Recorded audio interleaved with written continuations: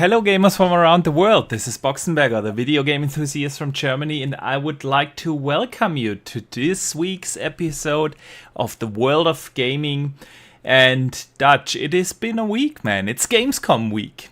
So Yes. Plenty of games to talk about. And of course a couple of other things. But first, let me welcome our awesome community. I see a lot of familiar names already in the chat. Big welcome to you guys. And of course, a big welcome to everyone who listens after the fact, either here on YouTube or on Spotify, Apple Podcast, Google Podcast, wherever you're listening. Welcome. And Dutch, a big welcome to you. How are you doing, my man? Yeah, I'm not doing too bad. Again, we've got a bank holiday weekend coming up, so I'm looking forward to having a longer weekend. And then I've got a week off, not next week, but the week after. So I'm looking forward to that. I'm good, otherwise, just tired from work. How about you? Oh yeah, I think you're muted again. I'm muted. Okay. So, but I'm doing good, man. I'm doing good. I'm preparing to go on vacation. Sunday night, we are driving to Italy. The wife, the kids, and I. We're going camping, and I cannot wait. So, yeah, man, I'm good. And besides that, of course, when it's showcase season or showcase time, it's always exciting. And yeah, Gamescom usually isn't the biggest showcase of the year. That's usually the June showcases. But we still got some quite interesting announcements and quite interesting stuff to talk about. So I'm looking forward to today's show, man. I'm really looking forward to it. Because, because of me taking a vacation, we won't have a podcast next week, right? And the week after, actually. For 2 weeks, we're gonna take a break. And then we will be back in September. Fresh as ever. Fresh as ever. Hoping by that point there is some good news to talk about. Yeah, there should be. There should be, man. All right. But yeah, Dutch, of course, we want to start this show, as always, with our games of the week.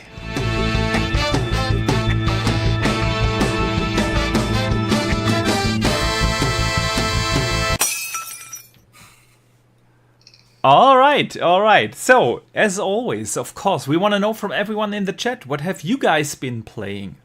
Yeah, and Dutch, what kept you busy lately? What have you been playing? Yeah, to be fair, I haven't really been playing too much. I've just been when I have had a little bit of free time, I've been on Final Fantasy VII Rebirth. But of course, now I'm playing it not on stream. I've got a separate save for streaming, and now I've got a save for I can just chill out and play the game through the way I want to play it.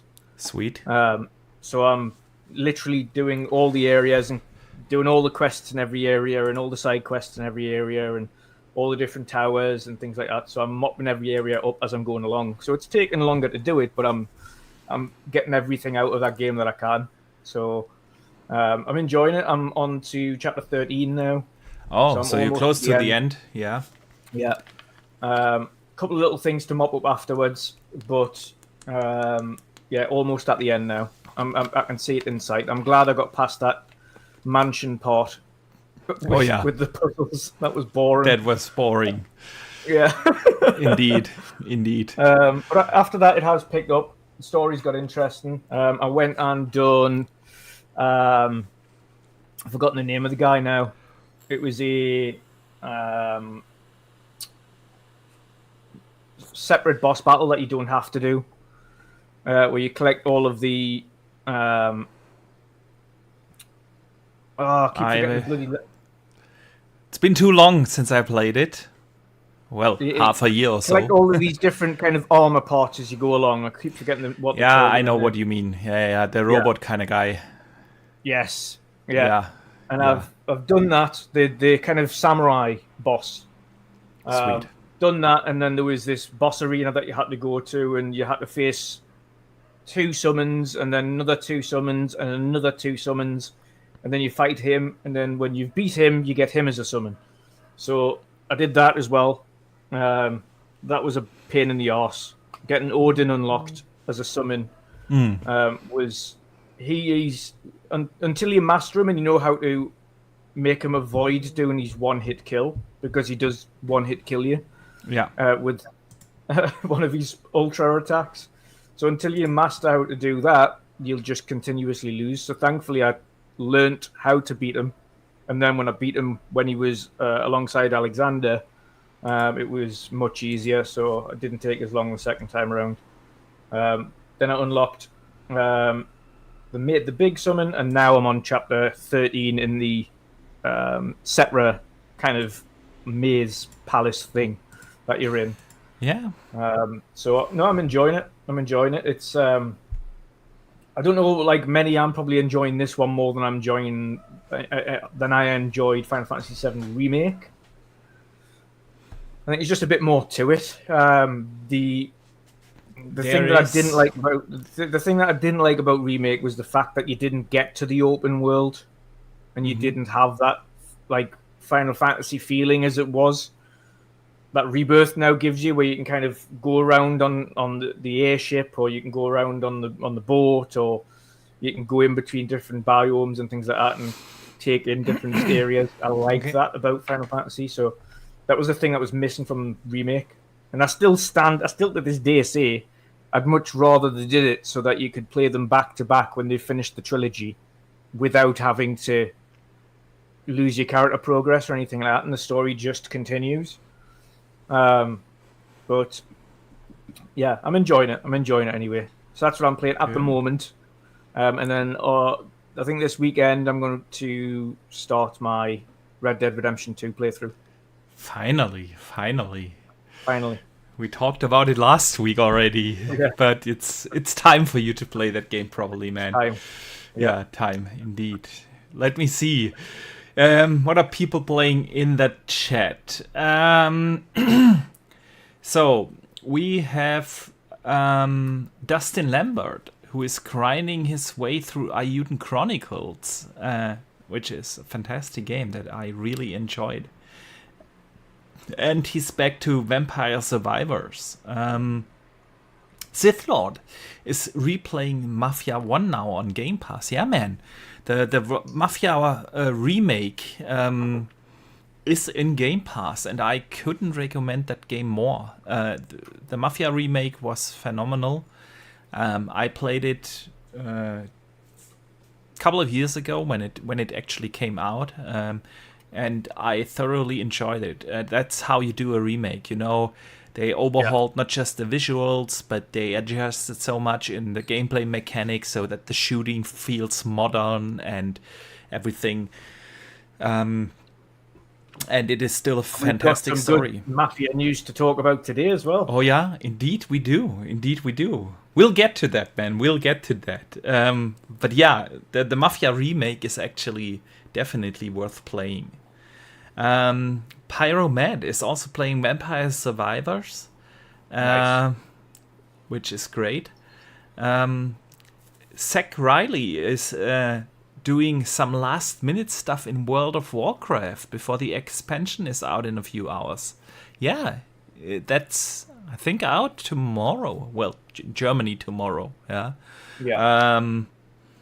Good stuff here. So, yeah.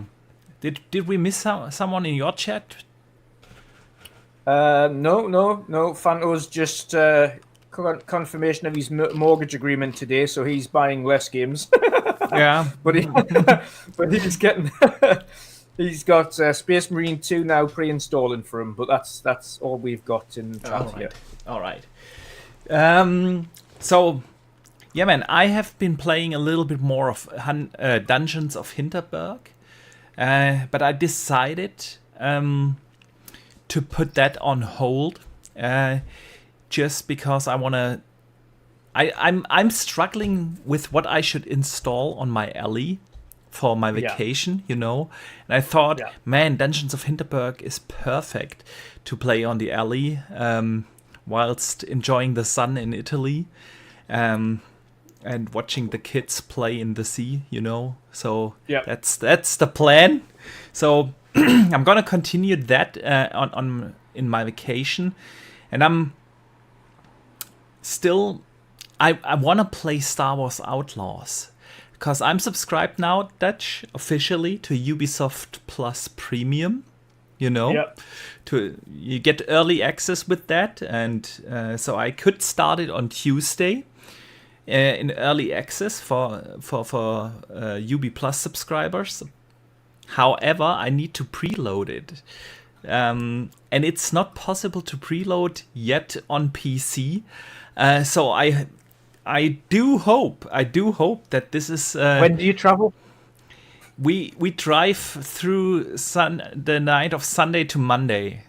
So And when Monday does, 3 a.m. we start. And when does this game release? On Tuesday. So Oh, one day no. after. One day after. So that's like, and this damn Ubisoft app only, when you open it up, it only shows you can either pre-order, and when you click on included in Premium Plus, you click on that button, it just forwards you to your library. And so no preload yet on PC. It's pre-installed on my Xbox though.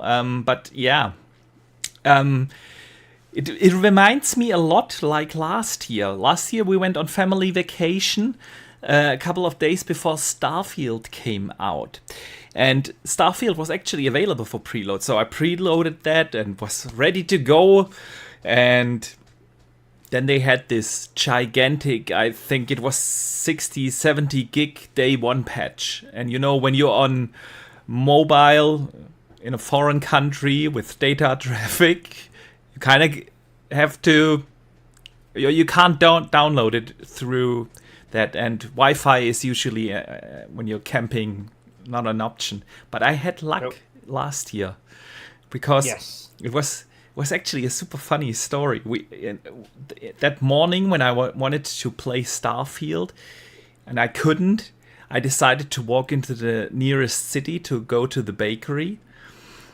And the guy working there actually also had an Ellie in his hand. And I was like, oh, cool, what you playing? And he's like, I'm downloading that damn day one patch for Starfield. And I told him about my problem. And he was like, bro, bring your Ellie to here in the store and you can use our Wi-Fi here.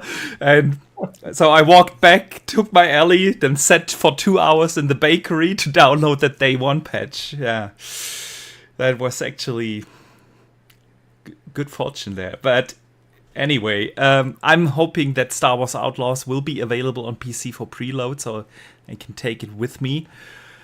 But besides that, Dutch, I've been playing actually quite a lot of Diablo 4 again.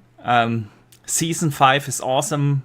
I'm rocking. I see. This is the thing. You can tell when you're working at home because I see you pop online during the day, and I'm like, you motherfuckers on your Xboxes while I'm sat at work. That's the beauty of working from home, right? You have like a spare 30 minutes or so in between two meetings, and you just pop in. And I've actually grinded a lot in Diablo 4, especially in the evenings. Yeah, man, Season 5 is fantastic. They've added so many cool new gameplay modes. They have this kind of like a horde mode, where you have to beat wave after wave after wave of enemies. It's fantastic, man. So much fun. I'm rocking a sorcerer build. I feel super overpowered now. Haven't maxed out yet. I'm level 75 or so. But it's fantastic, Diablo 4, man. Season 5, and I can't wait for Vessel of Hatred. But we'll get to that as well. I'm waiting for Shattered Space, which isn't too far away now, so that's right up my street, the horror expansion. And then I'll be back on Starfield. Yeah, but we have to wait till the end of September, right? End of September. Yeah. All right. yeah, so that's basically what I've been playing, man. Tons of Diablo. Nice. And we still have our clan, which is actually not doing too bad. The World of Gaming and Midweek Mix-Up clan. Still doing well. We're doing well, actually. We have some pretty active users there. Nice. So we're doing good. Yeah. We need to get you back in. Yeah, someday I'll come back. Yeah. You're saying that now. to just, but we both know you won't. One day. Yeah. I might come back for Vessel of Hatred. I'll come back for Vessel of Hatred because that's an actual expansion, not just a season. Yeah, but the seasons are good, man. They are super. Yeah, good. They might be, but I'd rather have an actual meaty expansion to play than just a season. That's why I've not come back to Starfield so far, because it's, as much as these updates are cool little but life it's different. They're not. It's not different. Like an actual. Yeah, because but it's it. To me, it's the same. It's not like an additional story. It's not like anything meaty. Oh, it is. I can dive into. The seasons have additional story content, man. Oh yeah, they do. Oh yeah, they do. And they have different gameplay modes and unique other things. It's worth it, man. If you start your seasonal character, they ask you whether you want to skip the campaign and go directly to the story content of the season. And then if you do so, there's an intro. If you skip the actual campaign, which I highly recommend to do, if you start a seasonal character, you start with an intro, and you get your first story quests, and the story actually aligns into how they introduce the new gameplay modes, and it's really well done, man. We need to get you back. I'll work on that. With Vessel of Hatred. I'll work on convincing you, man. All right. With Vessel of Hatred. I'll come back with Vessel of Hatred. Okay. Let's see. I'll hold you to your word. To your word. All right. I'm going to close the poll in the chat. So, people have voted for Cyberpunk gameplay today, which is sweet. Just going to close the poll real quick. Put on the gameplay. I have to switch. I thought people want to see. See, I've got today's Xbox Gamescom podcast thing that you've got on for my viewers. So that's what they're watching. They watch a lot of people talk about games without the audio. Star Wars Outlaws was on there a moment ago. Had a good gameplay section. Okay, good. It's all right. Yeah. We'll see. All right, Dutch. Let us use that as a segue into the news of the week.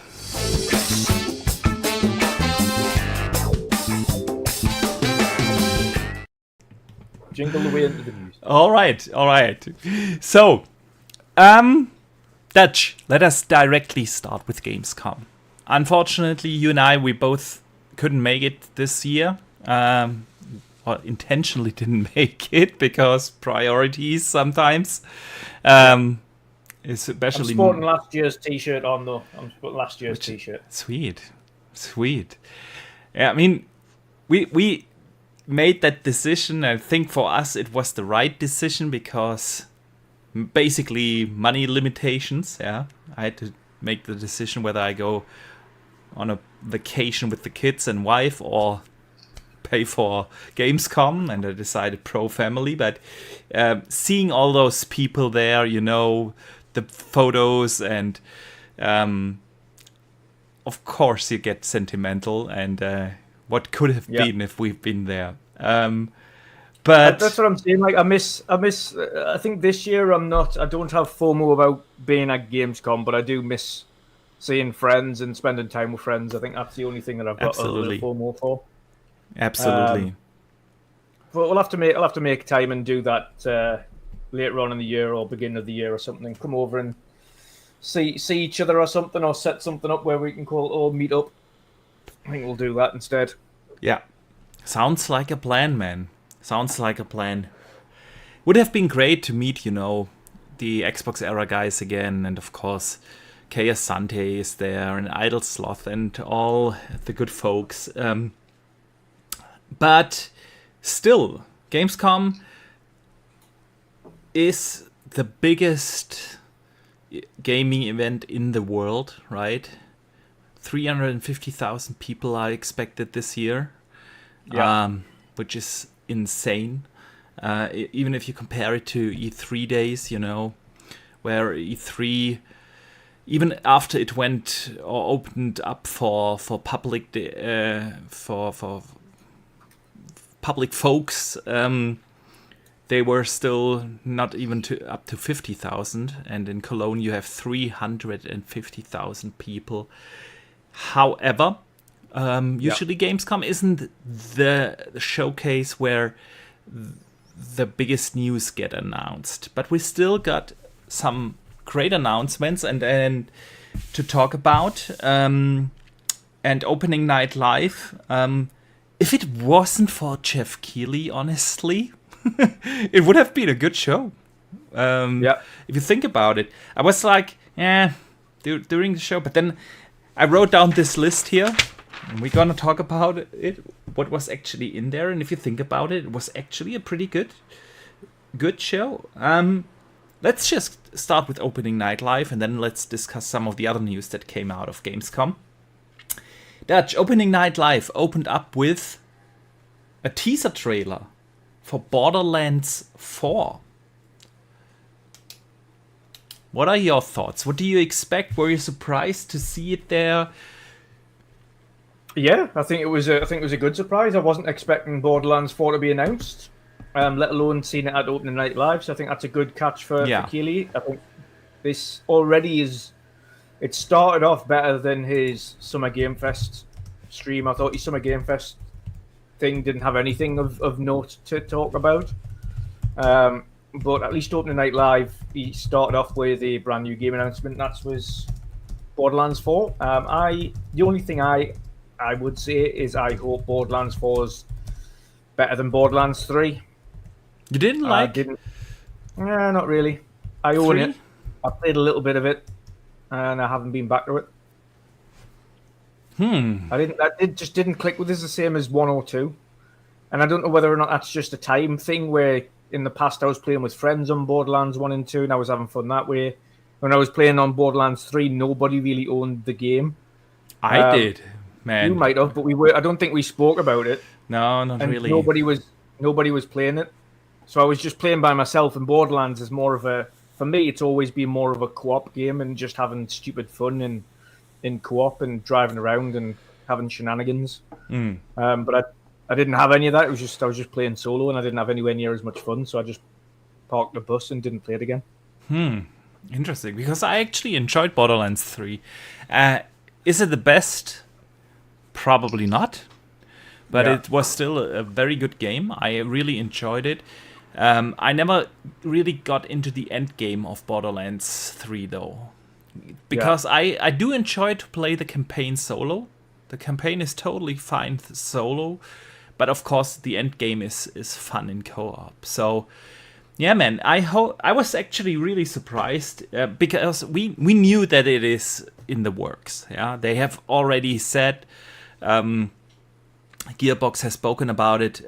We are working on a new Borderlands game, so we knew it is in the making. I mean, in hindsight, we could have guessed it with the movie being in the theaters right now. Even though it's apparently awful. I haven't seen it. Have you? You haven't seen it either, right? No. And I now refuse to either, because it's not even just critics that are saying it's awful. It's literally everyone. It's absolutely awful. Yeah. So I'll wait and watch it once it's available on one of the streaming services. But yeah, of course, with that being in theaters right now. It kind of makes sense, right, to kind of tease it, and it was still a good surprise, though. I didn't expect it, and I really do hope that they bring back some of the classic stuff from Borderlands. I want to have a naughty claptrap in there, and Yeah.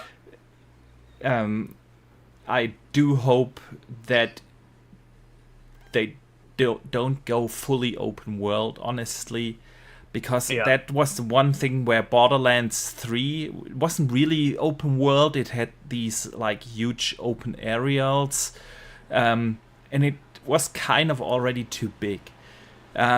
You had those open areas as well in 1 and 2, but they kind of made sense in those games because they were still pretty narrow.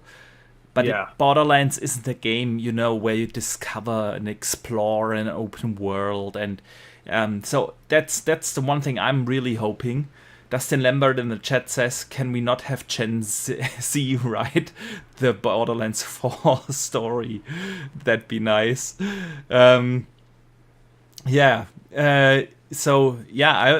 wonder where they will go. And they announced it for 2025, right? So next year, man. Getting busy. Oh, 25 is shaping up to be an insane year for video games. If you think about it, what is already in 25? Fable, GTA, Borderlands, you name it. Avowed is there. This is Doom is 25, right? It's gonna be an amazing year. GTA is gonna very much dominate the discussion next year, though. Oh yeah. Yeah. It's a good job. It's a good job that's the fall, because if it released any way before any of these other games, we're doomed. Yeah, indeed. So, anything you want to add to Borderlands before we move on? No, it was a nice surprise. I didn't expect it. Definitely. Absolutely. So then the next segment was Black Ops 6. They've shown the campaign, an in-depth look into the campaign. Well, it's Call of Duty, right? I know the campaign is going to be good. They usually are. Good 5 hours. Maybe 6 if you play it on hard. But I'm looking forward to play the campaign. I would not buy Black Ops 6, honestly, just for a 5-hour campaign, because I'm really not interested in the multiplayer. That's just not my thing. But I do enjoy those campaigns, and with the game being now in Game Pass, I'm definitely looking forward to play the campaign. It's visually good, the shooting feels always good in Call of Duty games. You have these huge action set pieces, and so I'm probably gonna get a good 5 hours out of it. What did you think? Yeah, I mean, the thing about the Call of Duties as well is you don't want to see too much of it, because the campaigns aren't long to start off with. I was kind of watching it. I was watching it at a glance in the background, but I didn't want to take it in too much because I don't want to spoil the missions. And they pretty much give you an entire mission on there. But they skipped over a couple of parts. Yeah, I think they just skipped. Yeah, they just skipped kind of some of the talking sections and just got straight into the action parts. But even still, no, it looks good. It looks good. Nice and a little bit stealthy on that mission, and kind of do X, Y, and Z. So no, it looks cool. Again, another one for October. It's all on Game Pass, so I don't have to worry about buying it. True. Speaking of Game Pass, at the end of the trailer, they had this, Black Ops 3, October 15th or whatever, and no mentioning of it being in Game Pass. Did you notice that? Yeah. Why? Shooting themselves in the foot. Yeah. I mean, with Call of Duty, they have one of the biggest games of the year, if not the biggest of this year, right? And they show that off on such a big stage, and not even mentioning it being in Game Pass. It's it's just so weird. And yeah, I don't know what to say about it, but it is what it is. Next, they had a very actually funny Goat Simulator trailer that was kind of like a homage to other video games, you know? Remember that guy walking through a prison? And then, for instance, you had this carriage going through the prison, and you had this famous line from the opening of Skyrim, you know, hey, you're finally awake, and I thought it was a funny trailer. Not my game though. One thing I was actually surprised by, I didn't expect that, is Techland announced Dying Light: The Beast. You know, a standalone spin-off from the Dying Light franchise. Gives you about 20 hours of gameplay, is what they said. It should be compared to Dying Light 2, you know, pretty smaller or much smaller experience. But it looked actually really good, and since I really enjoyed Dying Light 2, I actually am looking forward to that. How are you feeling about it? Yeah, I did. Again, I wasn't one that. I thought Dying Light was okay. I didn't pick up Dying Light 2. After playing the first one, you missed out. I thought it was all right, but I wasn't really much a fan of. But the second is much better than the first. Oh, I can imagine. It's just I wasn't much a fan of the parkour with hand-to-hand combat stuff. Just didn't really enjoy that much. I know a lot of people did, and I'm glad they did, but just didn't enjoy that kind of gameplay style. But upon seeing this announcement, I immediately thought of you because I know you thoroughly enjoyed Dying Light 2. So I thought, oh, Boxy will be pleased. Oh yeah, he gets a new Dying Light. I wasn't expecting Dying Light being announced. So Me neither. That's good. I did not see that coming, and I'm always happy about surprises. So I'll be definitely picking that up. So, Dying Light: The Beast. Then they had the launch trailer for Black Myth Wukong. Of course, Black Myth basically came out that day, doing insane numbers. 2.3 million concurrent players on Steam. Best ever. It beat Elden Ring and all the others. Which is crazy, man. And maybe we will come back to Black Myth a little later when we talk about Xbox, because it is definitely worth a discussion. Because something similar happened last year with Baldur's Gate 3, right? Yeah. One of the biggest games of the years, skipping Xbox Day 1 at least. You know what the funny thing is about it, though, and I know we'll talk about it later, is the demographic that played the game.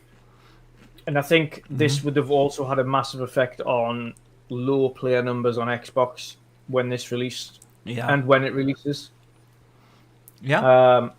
And we'll talk about that when we talk about Xbox later. But I think as much as it appeared that they might be missing out, I don't think in the grand scheme of things they really would have been to a massive degree. It's I know what I'm now I'm interested. I'll just explain it now. Yeah. So 87% of the players that were playing the game were in China. Yeah. 87%. Then you add another 3% for Japan and Korea. So that takes it to 90%. The amount of people playing it in the West was about 7%. I know. Now, if you have a look at Xbox's demographic and who would play it in the West,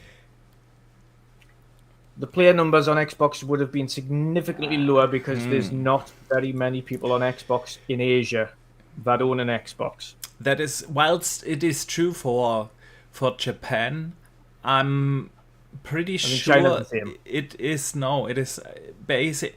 China is basically a PC country because Yeah. for a long time both PlayStation and Xbox were not that available in China. And I know Xbox still has, being an American company, Microsoft, still has certain limitations in China. Nevertheless, those are still customers, right?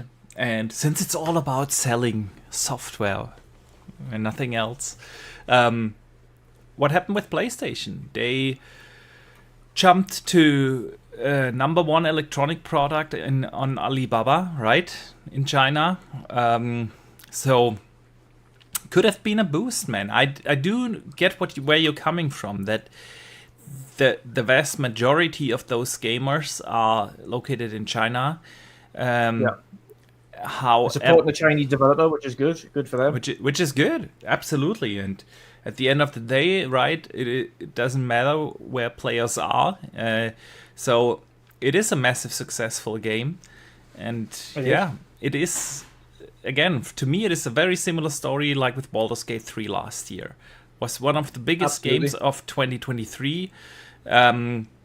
It eventually came out on Xbox, but nobody cared anymore, right? The hype was gone 4 months after its initial launch, when it finally made its way to Xbox. It didn't really have an impact anymore. And the same now happens with Black Myth, right? Especially in a market where you could have actually used that as a system seller to increase your install base. And I know. It'll be interesting first of all to see what the PlayStation 5 uptake is for that game. Yeah, it would be interesting. Because Steam is very, as you mentioned, China is very PC heavy, which explains why it was such a substantial amount of people playing that game in China on PC. Yeah. The only way we can really see what kind of effect it had on the console market is when we see PS5 numbers. I personally don't think, yes, they should have had the game, absolutely. I'm never going to say that they shouldn't have had it day one, because they should have had it day one. I just don't think enough people are going to buy the game anyway to have made a massive difference. I just don't. Well, like you said, we don't really have official numbers on the uptick in China. All we do know is that it was successful on Steam. It was successful on Steam, and it was also it pushed the PS5 to the number one electronic product on Alibaba, which is basically their Amazon, because Amazon is not allowed to operate right in China. They have that as branded as Alibaba, and it's the number one electronic product after the launch. So it does something, right? It does something. And besides that, it just shows you that more and more developers just deprioritize Xbox, which isn't a good thing, right? And we'll get to that discussion definitely a little later in the show. But overall, it's kind of it just is what it is. The hype and the talk around Black Myth is now, and it's not in 3-4 months when it's finally going to make its way to Xbox and tons of other games are out and are the hot topic of the gaming world, right? It is what it is. I see people in the chat discuss how poor it runs apparently on the PlayStation 5. It is a demanding game, right? It's also very taxing on PC, by the way. But it is what it is. Yeah, it's got some micro stutters. For all intents and purposes, for the people that I've seen playing the game, it's not a big issue. It's not something where it's kind of unplayable. It's good. It does have its stutters. It does have its moments, but it's not terrible.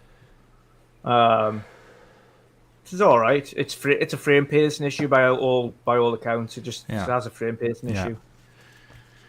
So, yeah, it is what it is. It's one of these games that Xbox players will have to wait, or just play it outright on PC. What's your thoughts on it? Are you going to be picking it up when it's either on PlayStation or on PC beforehand, or are you willing to wait for an Xbox version, or you're not going to get it at all? I was actually thinking about picking it up. I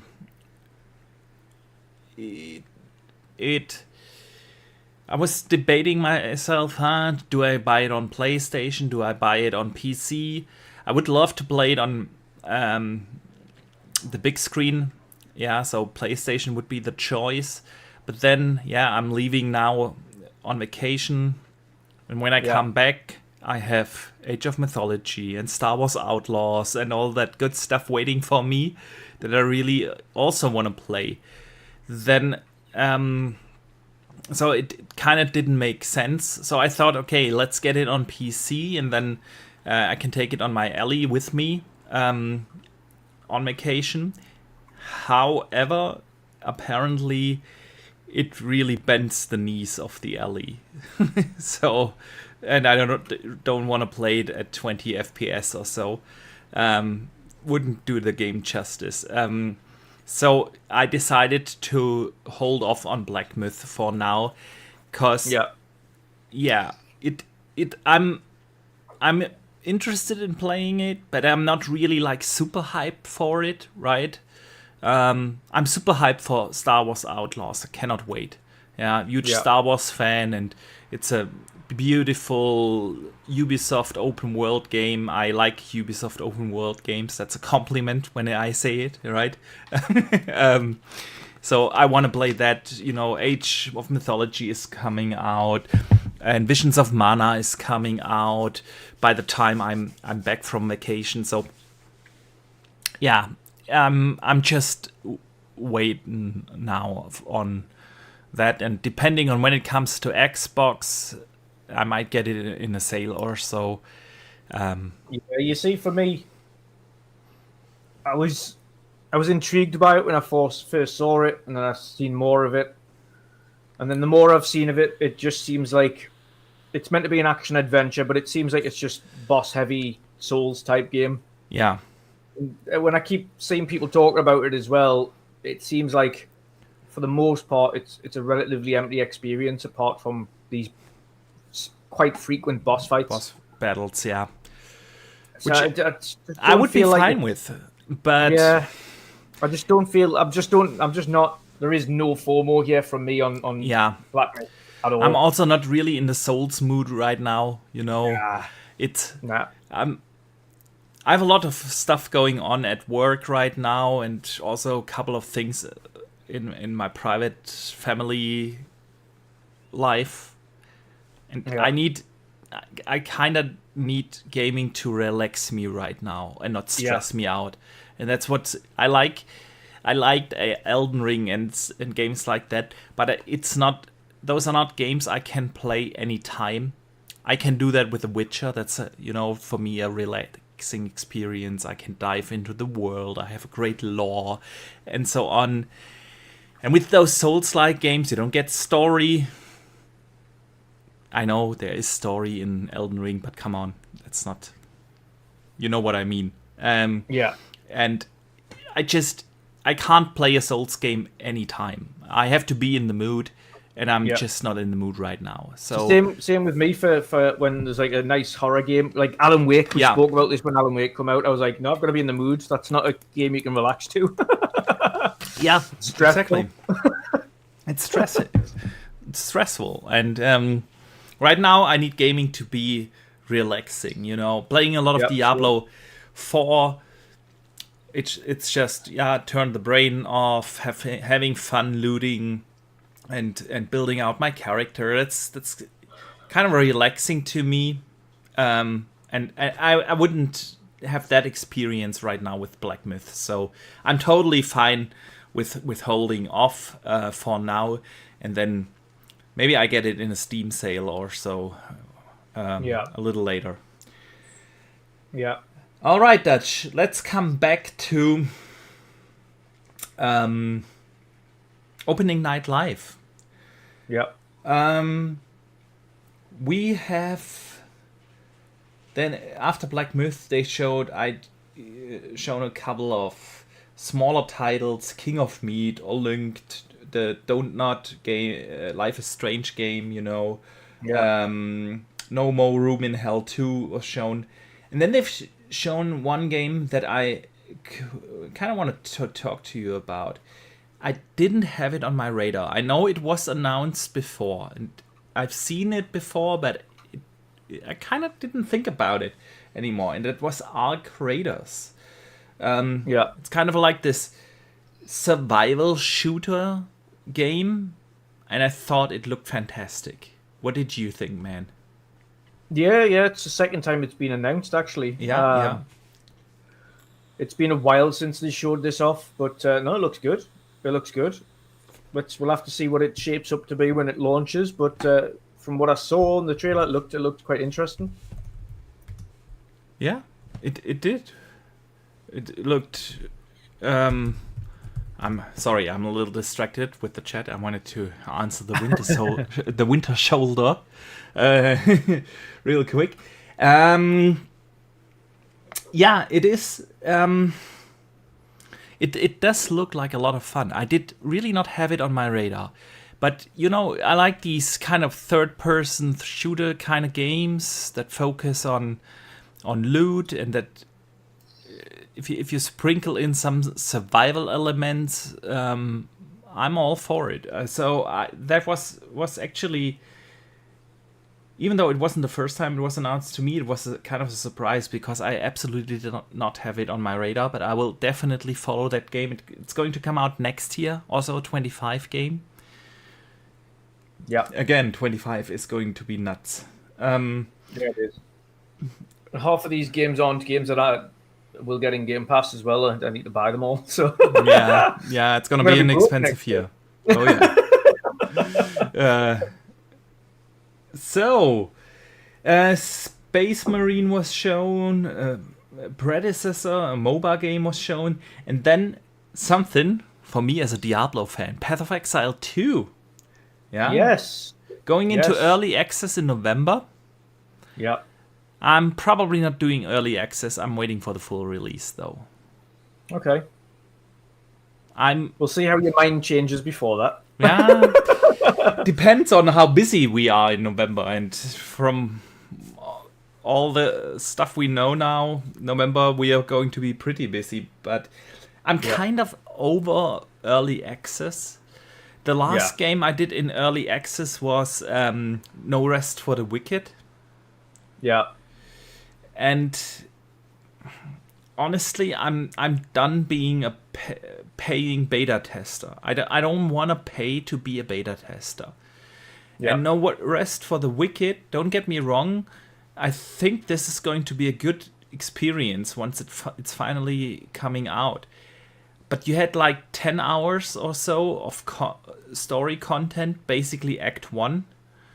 And then you were done. And now it's out for, I want to say, 4 months or so now.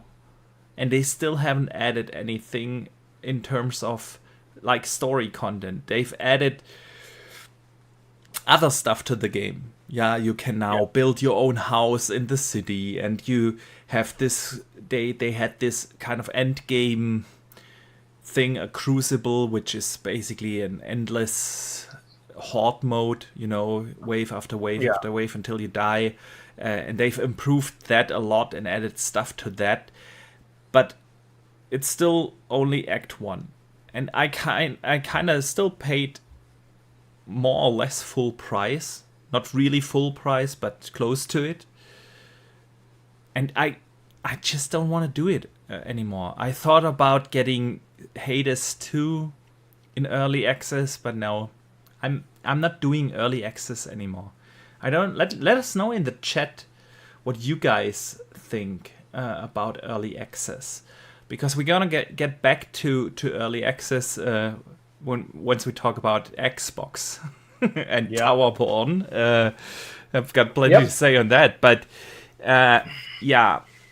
I'm just waiting till the full release of Path of Exile 2. However, the game itself looks awesome. You know, I do love Diablo, obviously, and Diablo is king, but this is the next best thing. Path of Exile, you know, it is a little... It is also grindy, like Diablo, yes, but you kind of move on more often, you know, to grind to the next area and to the next area, and it kind of is a different sense of progression that you have through a Path of Exile game, and this one is just looking so damn good. Dustin Lambert in the chat says early access is a scam. Yeah, honestly, it kind of feels to me that way as well. So, yeah.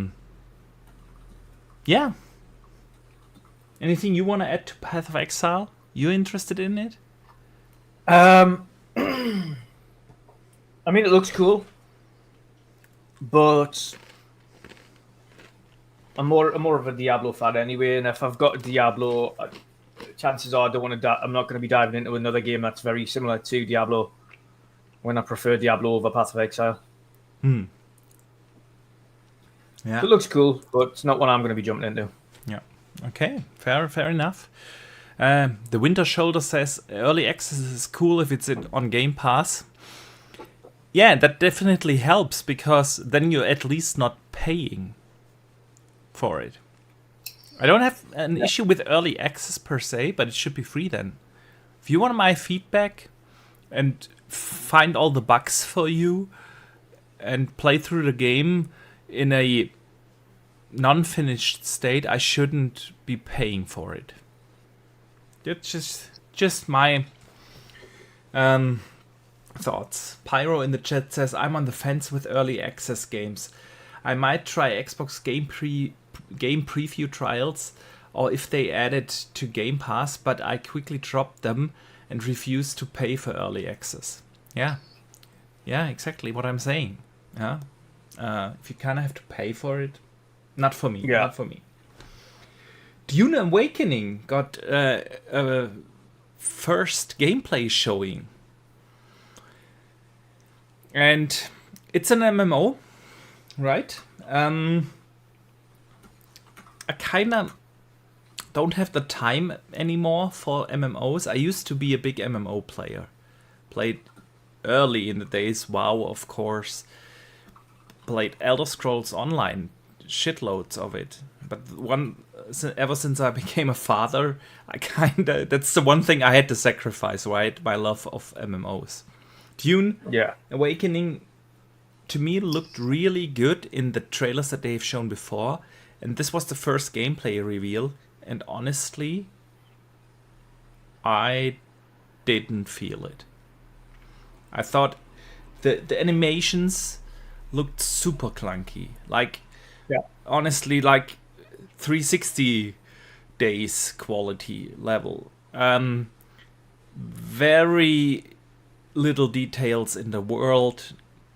Uninspired shooting mechanics. I didn't really like what I've seen. I wonder if people felt different. Let us know in the chat, of course. But that's what did you think of Dune Awakening gameplay? You see, I had a problem with it as soon as they announced it was an MMO. Because I think MMOs are, for the most part, relatively uninspired. Yes, there's some great MMOs out there, but only the big survive. Yeah. And do I think Dune's going to survive? No. No, I don't. You have a look at the big successful MMOs. You've got your Elder Scrolls. You've got your Final Fantasy XIV. You've got World of Warcraft. They're your big, real staple MMOs. Fallout 76 is doing okay. It's not like the biggest, but it's doing okay. Yeah, it's doing okay. But those are the ones that are staples now. They're the ones that people live on. Yeah. And from what I saw from Dune as an MMO, you build a craft, You do missions. You go back to the city.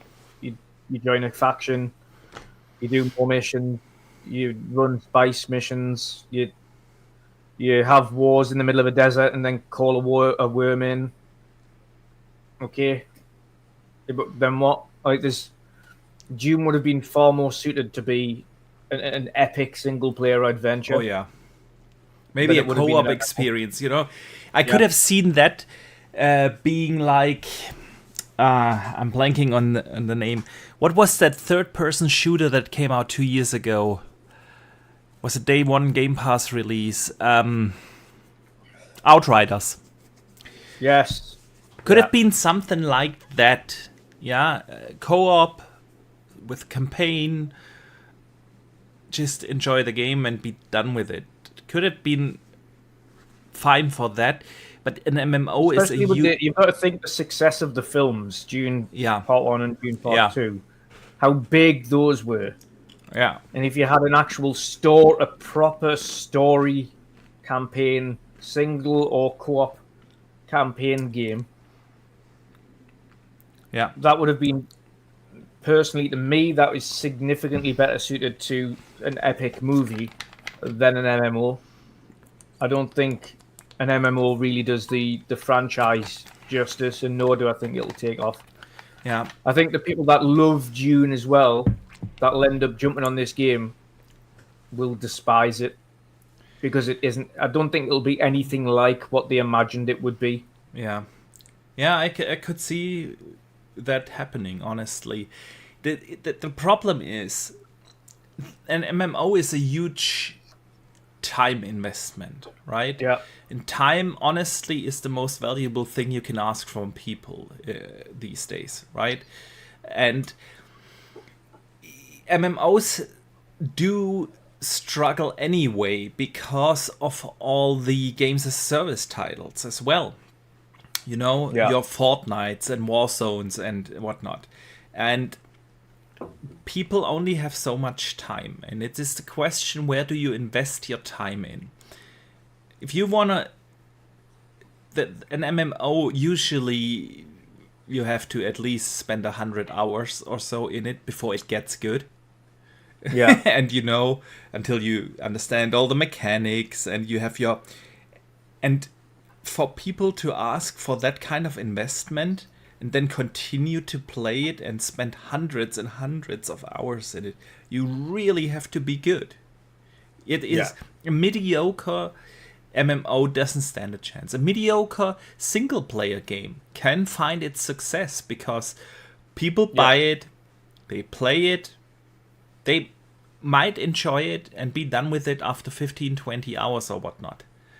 Yeah. And think, okay, I got my money's worth, I move on, good. You don't do that with an MMO. If you're not convinced, man, this is gonna rock my world, you're not gonna invest that time into it, let alone the money. Like, even the funny thing is I tried Final Fantasy 14. Massive Final Fantasy fan. I thought, right, I'll give 14 a shot. I'll see if I like it. Yeah. And I was playing it. It's okay. But then I seen comments from people that were playing it, and they're like, yeah, I mean, it really starts getting good when you've played like, at about 60 hours. And I'm like, yeah, that's the thing. Off it goes. I'm not waiting 60 hours for the game to start getting good. And that's the thing. And then you have all these free-to-play games that you are competing against. Those games as a service titles. And let's be real, most players do have that guilty pleasure.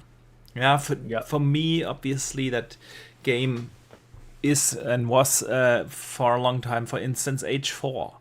Not a classic games as a service title, but my guilty pleasure, where I spent hundreds and hundreds and hundreds of hours in it. And I might do the same with Age of Mythology again. But I only have room for one of those games. I play my single-player games on the side and have one of those games. And I know most people are that way. There's always the exception that proves the rule, but most people have that one game. Let it, for the sake of argument, be Fortnite.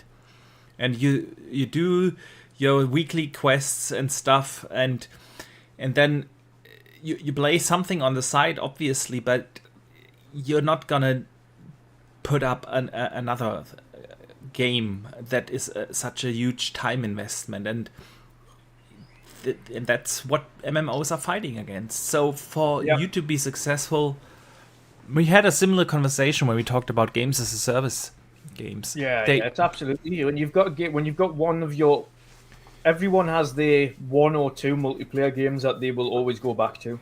Exactly. And unless you do something drastic that is going to grab you away from that, you're never going to have that person be on your game permanently. Yeah. And you need, with a games as a service game or an MMO game, that's what you need. Yeah, absolutely. You need people that are playing your game all of the time and make it up, pretty much make it their life. That's what MMOs are. Yeah. They make their game their life. And I just don't see that with Dune happening. So, yeah. Dutch, let us talk about another game. I thought of you, man. The makers of Little Nightmare 1 and 2 are bringing out a new game called Reanimal. And it just looks... And it's now called Little Nightmares 3. No, that came a little later. No, it's advertised on everything as Little Nightmares 3. Wait, but a little later in the show, they've shown an actual trailer for Little Nightmare 3, developed by a different studio. That's weird. You're sure, man? Yeah, they showed the same trailer and said Little Nightmares 3, and then showed the same trailer for Reanimal as they did Little Nightmares 3. I was like, Is this the same thing? Really? Because it was a different trailer, though. So I'm confused now. Weird. Yeah. Weird. But even though it still looks good, and I thought of Pat, because Pat loved both of the Little Nightmare games. Yeah. And as soon as that was shown, I was like, there you go, Pat. There's your new game. You're going to love it. Sweet. So, yeah, honestly, those games were really cool. Very creepy. Nerve-wracking games. I was sneaking about all the time and running away from things, but no, it looked great. I'm glad they're making another one. Pyro in the chat asks, since we are on the subject of Gamescom opening night live and Genshin finally coming to Xbox 5-6 years, how long do you think it'll be for Honkai SR and Zenless Zone Zero to get a port? Another 4 or 5 years. I don't think those are ever going to come. But since we are on the subject, Genshin Impact was actually announced after Reanimal. Now coming to Game Pass November 20th. I'll give my thoughts in a second. What are yours? It's not for me. This is not a game for me. No, I don't. None of these games are for me. I'm glad the people that want them are getting them, but these are not games for me. Not even in the slightest. Yeah. I'm in a very similar boat. I mean, Genshin Impact is one of the biggest games out there, period. It's massive. It is super successful. It took Microsoft years to bring it to Xbox. So I know that a lot of people are excited about it. I'm happy for them that they can finally play it on Xbox. It will support cross progression. So if you have started the game already, you can bring over your characters and stuff. All good, just a little late if you ask me. I'm not just a little late, but for Xbox players that haven't played it and were waiting for it, I'm glad they're getting to play it now. Absolutely. Monster Hunter Wilds was shown, and it is apparently the game with the longest waiting queue lines at Gamescom. Up to 8 hours it takes you to stand in line to play 10-15 minutes of the game. That sounds about right. So the hype is real. The question is, where's your hype? Doesn't exist. Really? Yep. You're not a Monster Hunter guy. I've tried them so many times. So many times. I bought Monster Hunter World. I've got the Iceborne DLC. I've got it all, and I've tried it significant amount of times. I even tried the newer one that came over to Xbox not too long ago, and it's just too clunky and too slow. I just don't Then get you're along playing with the it. wrong class, man. No, it's just too. And I'm sorry to say this, but graphically, it's like a 360 slash beginning of Xbox One gen title. It's not. It really isn't doing I anything. agree with that. Yeah. And when I'm like, especially when it's like a brand new game and you turn it on for the first time, you're like, this just looks like a remastered 360 game. It does. I'm Amish like, AI in the chat says it was also running in 30 FPS. Absolutely. From a technical standpoint, it is 2 generations behind. yeah. Definitely. But the But no, gameplay loop. I've never really got into it. To be fair, I've never really got in, and I've tried. Like I say, I purchased Monster Hunter World because of everybody's hype.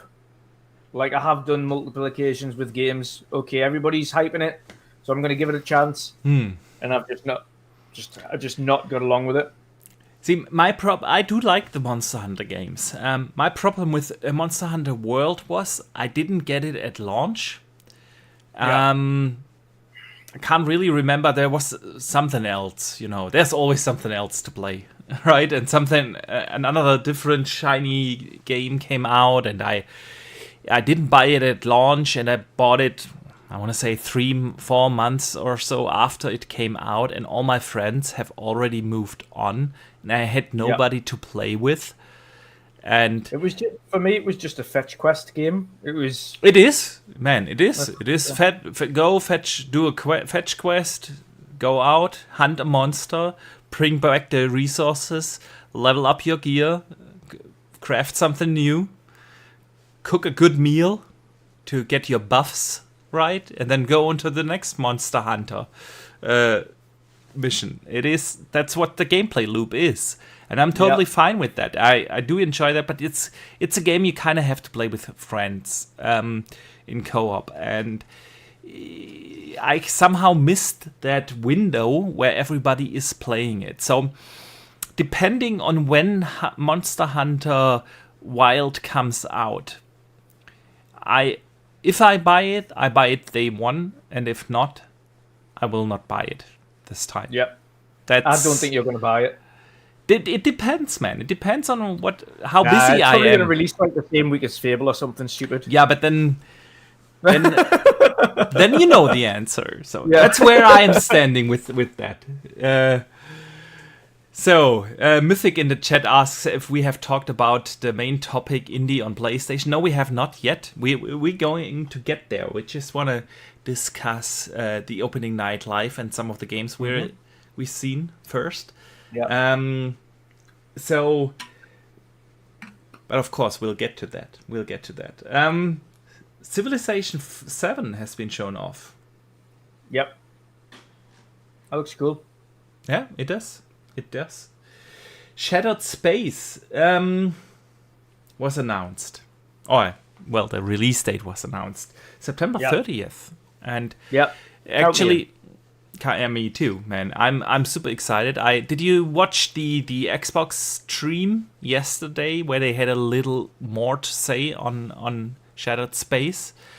It's going, obviously story is going to be around House Varun, and it's going more into like the horror elements that you also had in the what was the quest line called? It was like that alien quest line on. Yeah, that alien quest line. Which was for me the best mission in the game. By the way. Absolutely, without a doubt. And I wished that section was significantly longer.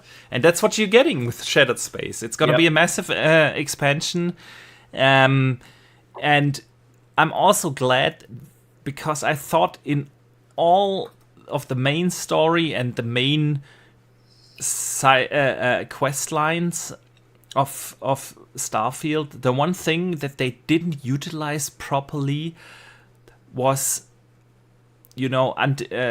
anti-gravity gameplay. You had those side missions that you encountered randomly where you had to enter a ship and fight with zero gravity. And it was just awesome. It was just so good. Because that's something, you can only do in a sci-fi game. You can... Walking around and shooting stuff, you can do that in Fallout. You can do that basically in an Elder Scrolls game or whatnot. But you can only do zero gravity stuff in a sci-fi game, and it was so much fun. And it looks like in Shattered Space they are going to have more missions like that, which is absolutely cool. What do you say about the release date, man? Good. I've already got it. I mean, I bought it when Starfield come out, so I've already got it. Me too. I'm ready. So no, end of September is really good for me. Yeah, I'm happy with that. I would have preferred... I'm not sure. I mean, the question is, what would have been a good time? Now would have been a great time. Before all the September madness comes out. But September is going to be a staffed month. You have... October is full with Dragon Age being, October 5th or so. So basically a week after Shattered Space. You're gonna have Dragon Age and then Call of Duty and all the other good stuff. But that's the thing. You kind of have to squeeze it in somewhere. And I'm definitely gonna make time in my gaming schedule for Shattered Space. So I'm good with that. So then they've shown... They actually had basically what I call the Xbox segment, right? They had Age of Mythology, just looks so damn good. Oh, yes, it does. Cannot wait. You're on holiday for that? I'm on holiday, yeah. But after that, you know what it's gonna be like. I'm gonna send you clips of that when you're away.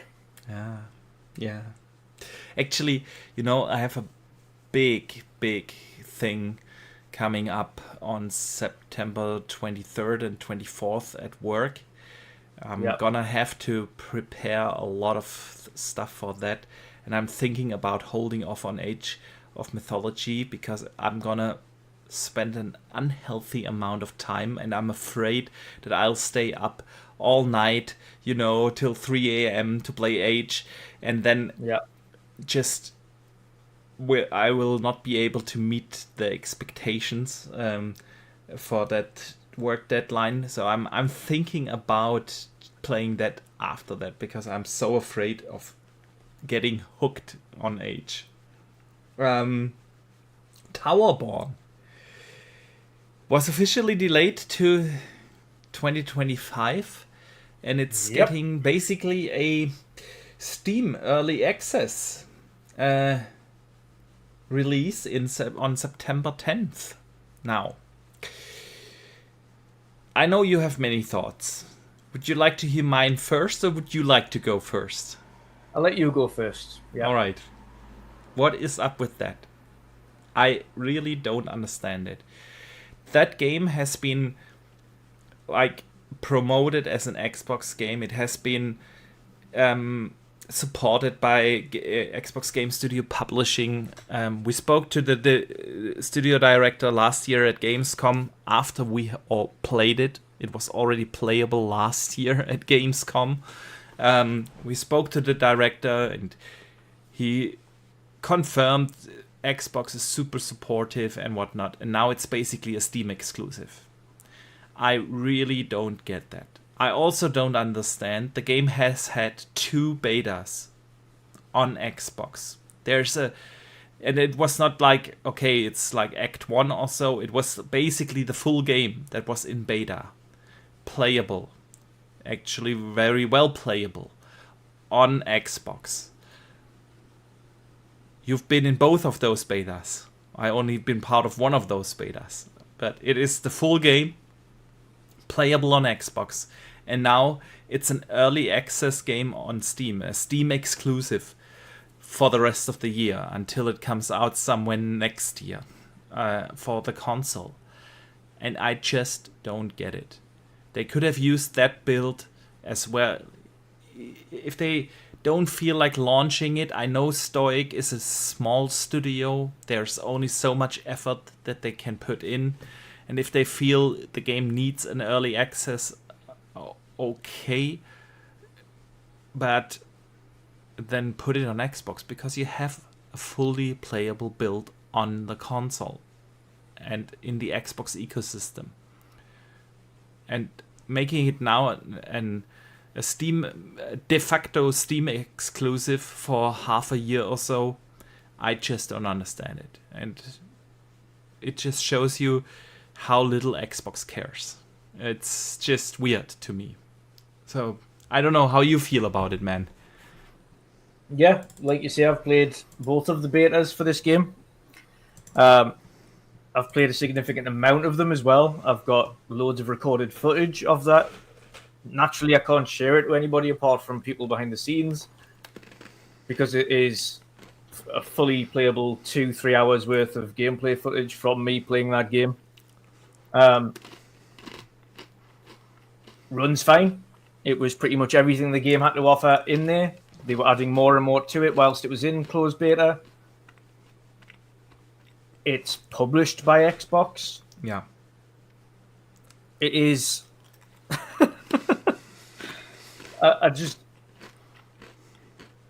It baffles me.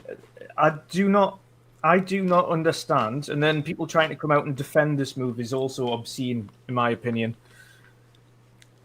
The developers coming out and saying, "Yeah, but we need a smaller player base to do our beta, like our early access testing."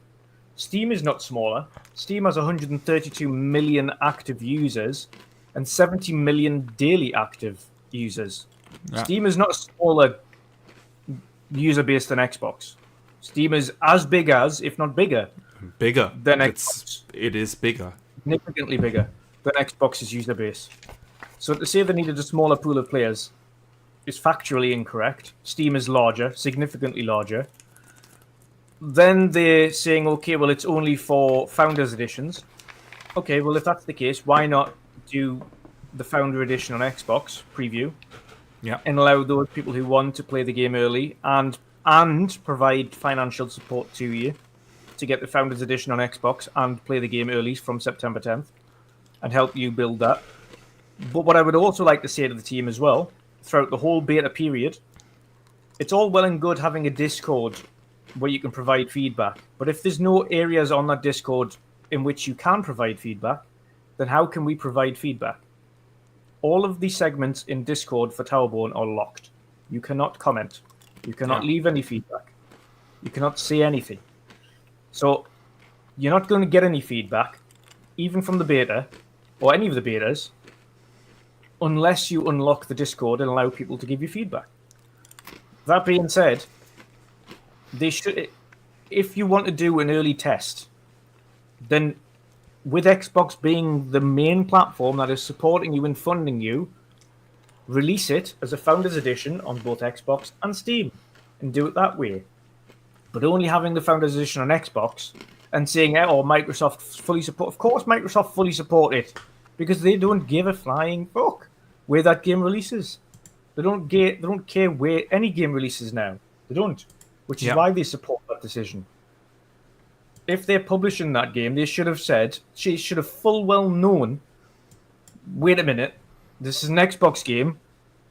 We funded this. We're publishing this.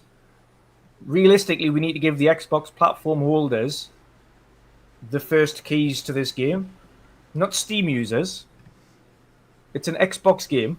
Yeah. So put it early access on Xbox. Whether that, even if that is a paid version Founders Edition, I don't care. Let people who have supported this game and beta tested this game play the game on the platform that they beta tested that game on. Instead of saying, thanks for beta testing this game, you're going to have to wait until 2025 while we bring brand new people in on Steam that have never played the game to give us feedback. Exactly. What's that doing for your core fan base? For the core Xbox users that have supported this game, they're now being fucked off for Steam users. Yep. Yeah. I understand Stoic is a small studio. They don't have the the teams to support like all platforms at the same time in early access and so on. All these arguments that I've seen online, people defending this. Yeah, I get it. It's a small studio. We actually talked to the guy. There are 5 people working there. Yeah, fully. They have, of course, some outsourced stuff, but the studio itself, super small. I get it. But Xbox has been supporting them. They've been funding the game. And now it's not on their platform. And Xbox is okay with that. Obviously. So that's what I don't understand. And there is a fully playable build of that game on Xbox. Still got it installed. Well, I have uninstalled it because they closed it down. But yeah, we both played it. It's the full game, the full build on Xbox. So yeah, it's beyond me.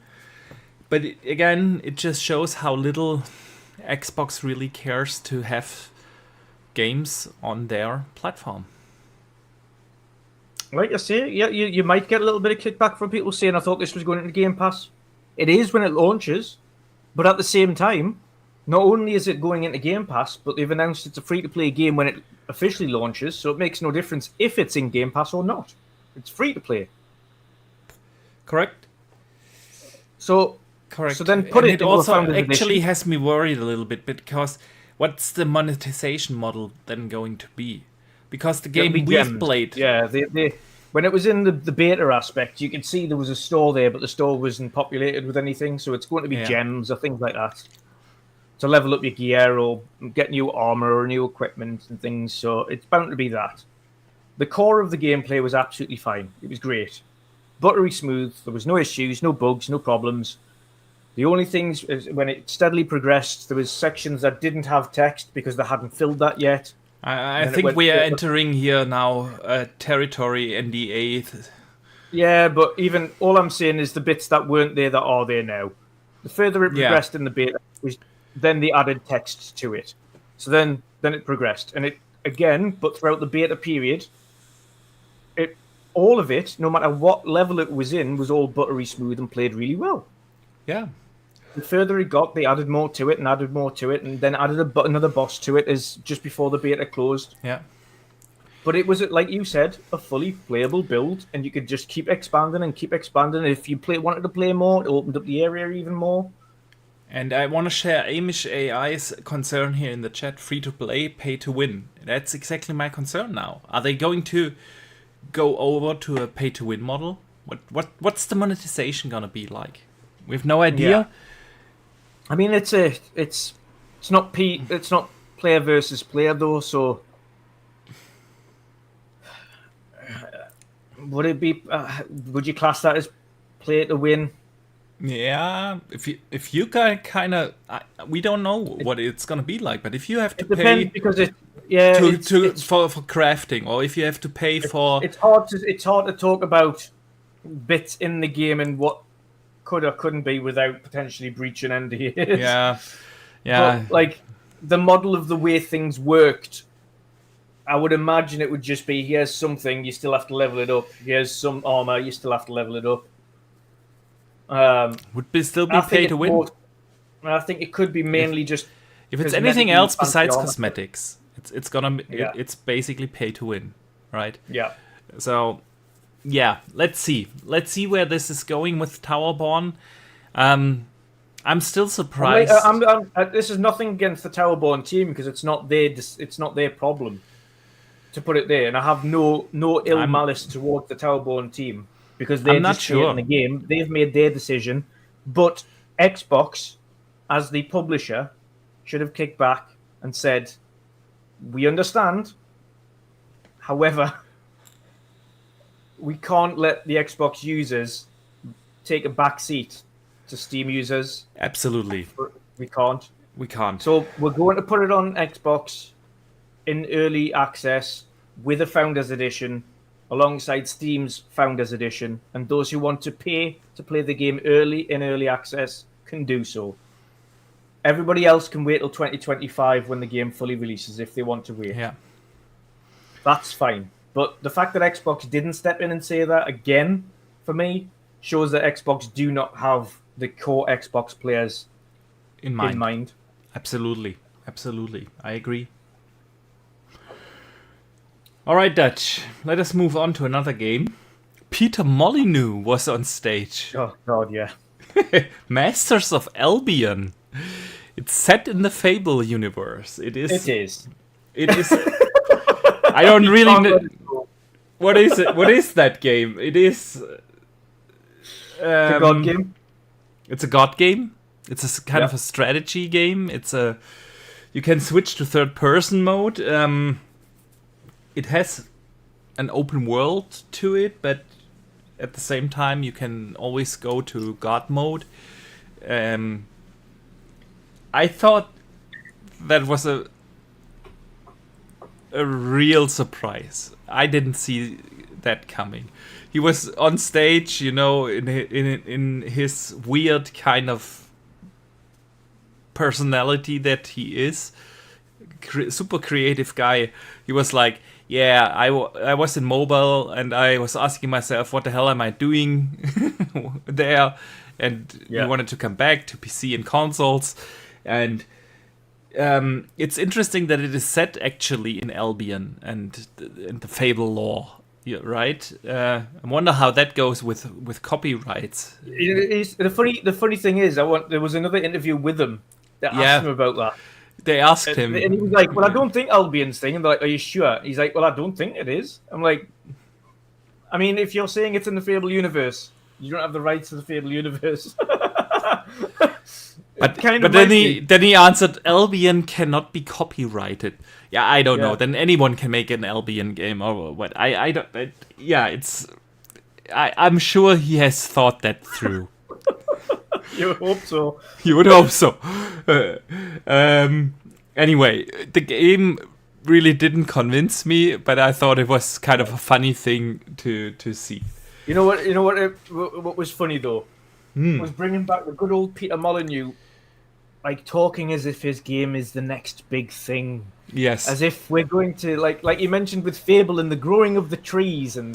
Yeah.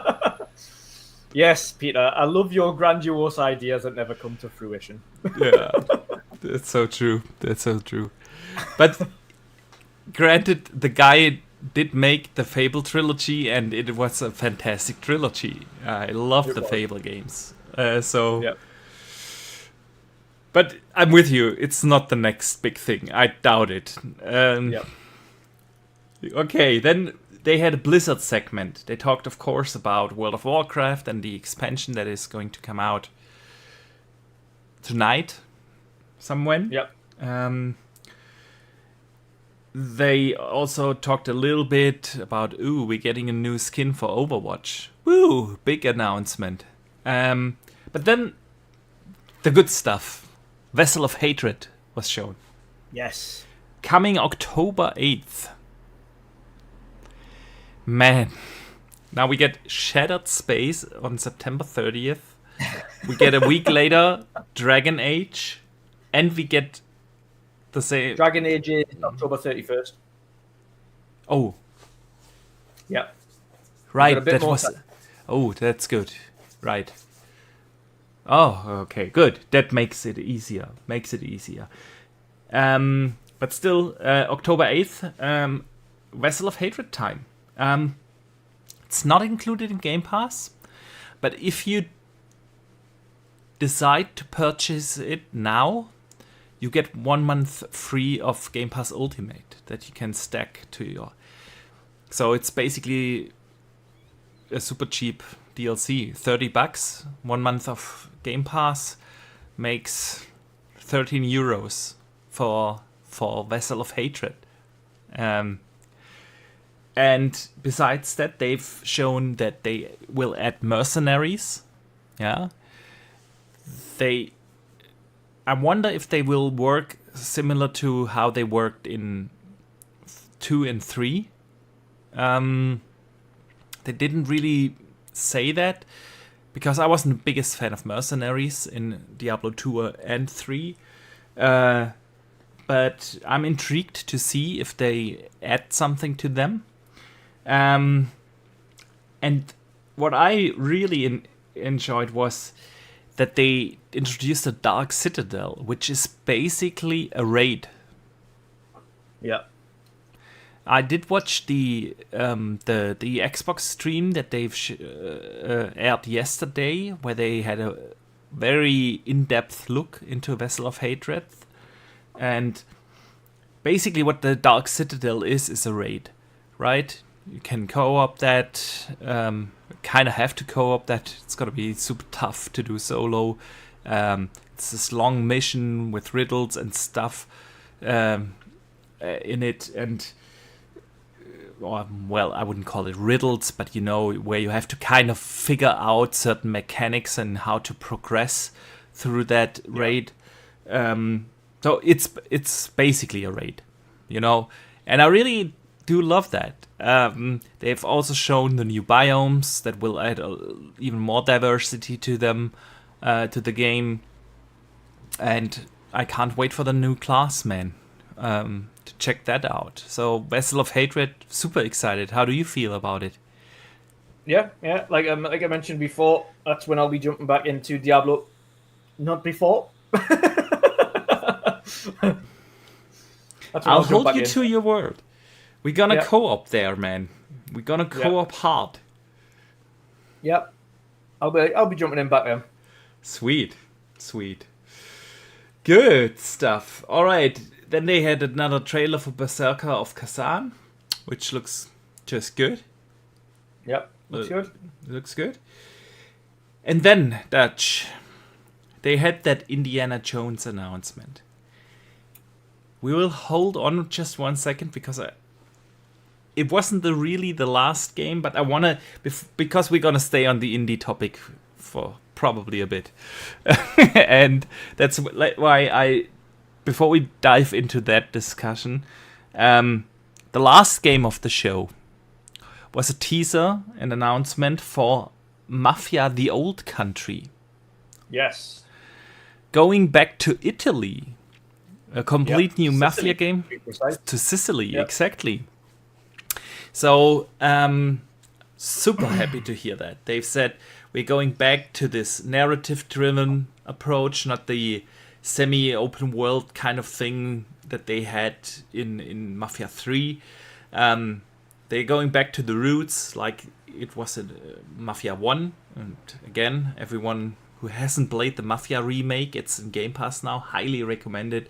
So basically linear game, story-driven, all the good stuff that you want from a Mafia game. They're going back in time to the roots of the mob, I can't wait, man. I was really happy about that. Yeah, looks fantastic. I'm going to be trying it as well. I'll probably be getting it. There's something a little bit more special about a Mafia game based in kind of the old country, the Italian side of things, back over in Sicily, as opposed to being in New York and having a branch of the Mafia there. It's something a little bit more special about being in their own territory. Definitely. Playing an Italian Mafia game in Italy. I think that will be a little bit, especially if it's done well. That'll be a really good game. Yeah, absolutely. And a surprise, I did not see that coming.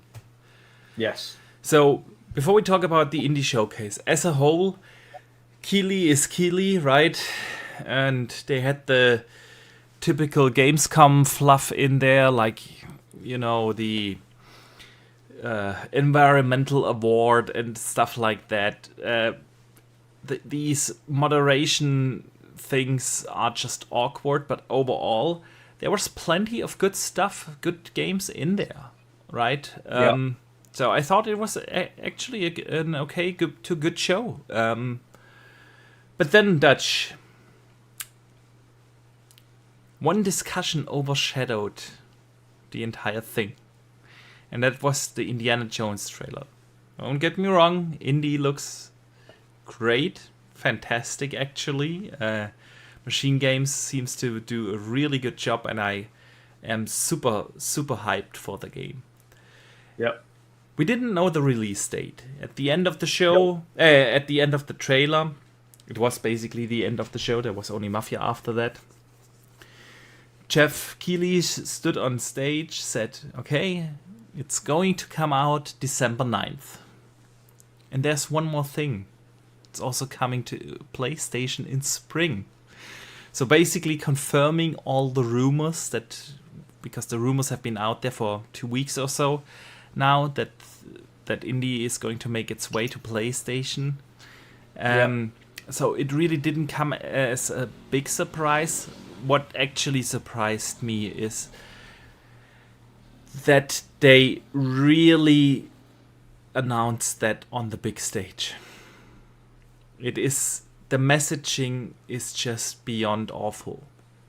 Yeah. With that. So there's so much to discuss here, and I know it's been the topic on the social media channels all day, all week now, and Xbox is having, it's kind of the sad thing, because Xbox is having actually a good moment right now, right? They are the only one of the platform holders that actually bothered to show up to Gamescom. They have a gigantic booth there. They have the live streams. They have a significant portfolio of games announced already. Exactly, yeah.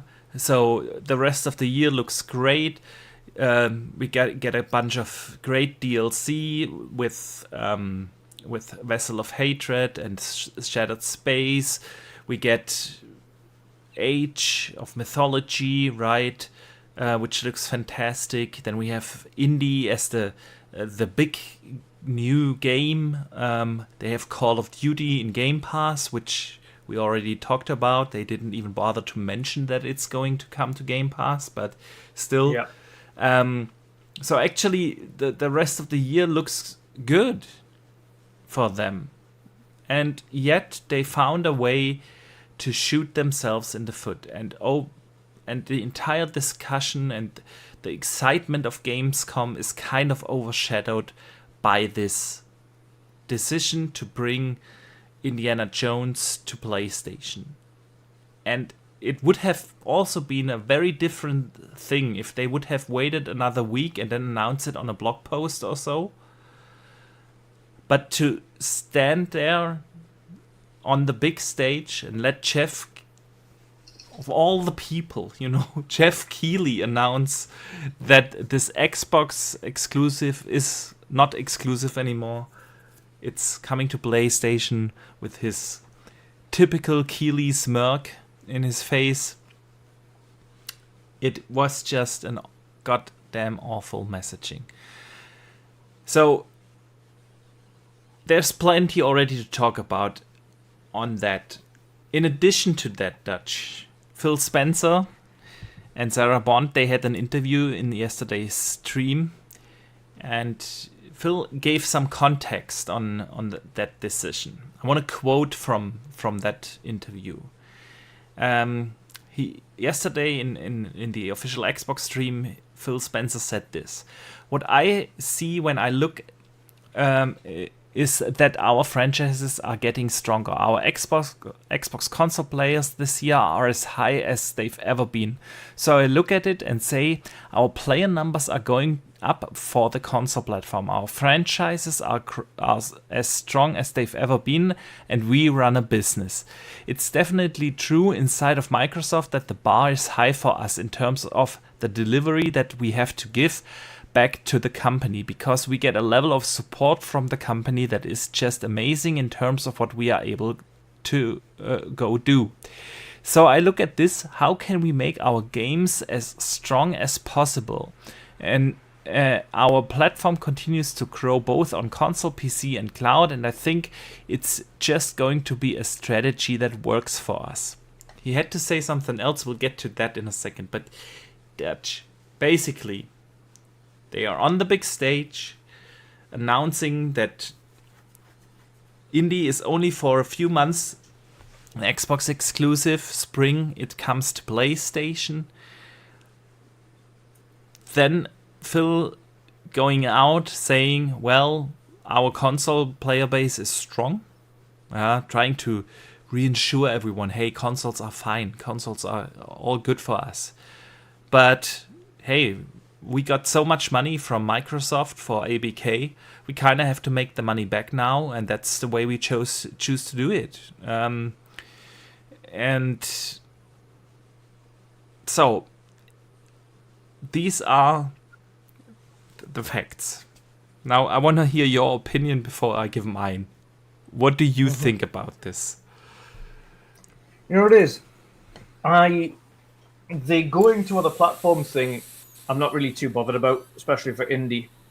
And the reason I say that for indie is because it's an old man game. Right, let's face it. It's an old man game. It's for a particular audience that have grown up with Indiana Jones, that love Indiana Jones, our age kind of people. Yeah. Like any of the new age that have seen the recent Indiana Jones haven't seen the best one.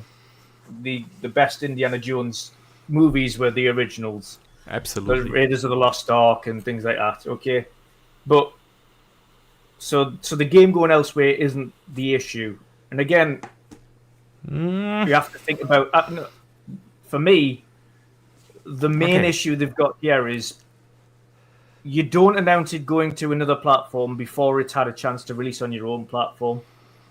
Even if it did release in spring next year, your opportunity to bring people onto your platform to play indie before Christmas and potentially even buy an Xbox to play indie before Christmas was that release date on December 9th. People could have went out, and I know people that would have went out and bought an Xbox to play indie before that period. Now you've told all those people that have a PlayStation that wouldn't have picked the game up, that would have picked the game up on Xbox and even potentially bought an Xbox before Christmas to play indie. Oh, you don't need to anymore. True. You don't need to spend another several £100 to buy this just for this game. Now you can just wait another 3 months and play it in spring. Yeah, fuck it. Potentially on the better hardware if the PS5 Pro is still going to come out this year. Yeah. So all they've done is shoot themselves in the foot again. Realistically, what they should have done, which wouldn't have affected them in the slightest, was tell you about the release date, say absolutely fuck all about the PlayStation release, and then the beginning of next year, release a blog post saying it's coming out on PlayStation 5 at the end of April. Who would that have hurt? Nobody. No one. No, nobody. It would have benefited them on the run up to Christmas, though, from a business perspective, because more people might have bought the console for Indiana Jones. They Or might have subscribe got to it on Game Xbox Pass or Indiana whatever. Jones. Yeah. Yeah. But now, why? Why would they? Why would they? Oh, it's coming out on my platform next year, right? Okay, I'll just pick it up there. Okay. Like, they don't care about driving Game Pass. We've seen that from Call of Duty. They don't care about bringing in new people. We've seen that now with the release date of Indie on PS5, even before the Xbox version's released.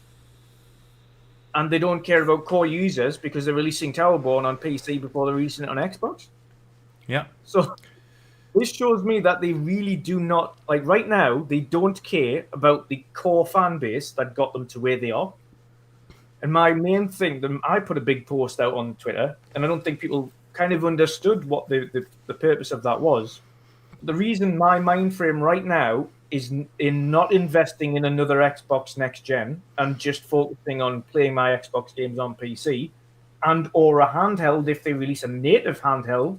If it's just a PC handheld, then like i.e. it runs Steam and it runs, then no, I can just get any handheld for that. If it's a native Xbox handheld, I'll pick that up next gen. But as it stands right now, I have absolutely no reason to invest in another Xbox next year because Xbox have shown that the core users are not at the forefront of their attention and that PC players or PlayStation players are the ones that they're focusing on getting on board first. Not the Xbox players, not the people that have bought into their ecosystem from day one. They're second to everything. Yeah. And that's my main thing. That is my entire thing about this. Like I've got the 360 still sitting down there. I've got the Xbox OG still sitting there. I've got the Xbox Series S and the Series X sitting there, and these still got the One X as well sitting downstairs. I've got everything you could possibly imagine. I've got 800 plus purchased games on my console, from 360 all the way through to Xbox One and the OG and the new ones. 800 plus games. So I've got a whole ecosystem worth there. If I want to play backwards compatible games, I'm not going to get a new gen to play backwards compatible games. I can just play the Xbox Series. I can play all my back compatible there. That's not going anywhere. So why would I invest in more hardware when I can when my PC can do what Xbox can do, and I will get to play all of the games on Game Pass day one, all of them. Yeah. I can get to play Aura, which isn't coming out on console day one. There's so many more games as well like that. You could play Black Myth Wukong now. Black Myth Wukong, I can play straight away. There's so many games missing Xbox that aren't going on Xbox that people don't complain about. Like, I don't care what's going out from Xbox elsewhere, and neither do I to a point. But I also care about the opposite. The opposite is also true, that Xbox are also being intentionally missed by third parties, because the platform isn't big enough anymore. And when your platform's no longer getting the attention of third parties, then what hope does the console have going forward of attracting more third parties to develop for it? It's took them, like you've mentioned, it's took them 4 or 5 years to get Genshin Impact on the console. Yeah. It took them literally a decade to get Final Fantasy 14 on the console. Yeah. And we still haven't got Final Fantasy 7 remake on the console. And you're thinking, going forward, this is going to change if the actual core console user is starting to grow slimmer and slimmer because they're not investing in the console user anymore. True. So the health of... I also don't believe Phil Spencer's the Xbox things are as high as they've ever been. They're not. And you can say the reason he can say that is because they don't publish fucking numbers. Yeah, we don't have official numbers. And we don't have numbers to fact check against them, so we can say anything we want about the I Xbox could see number. that being true, depending on how you count.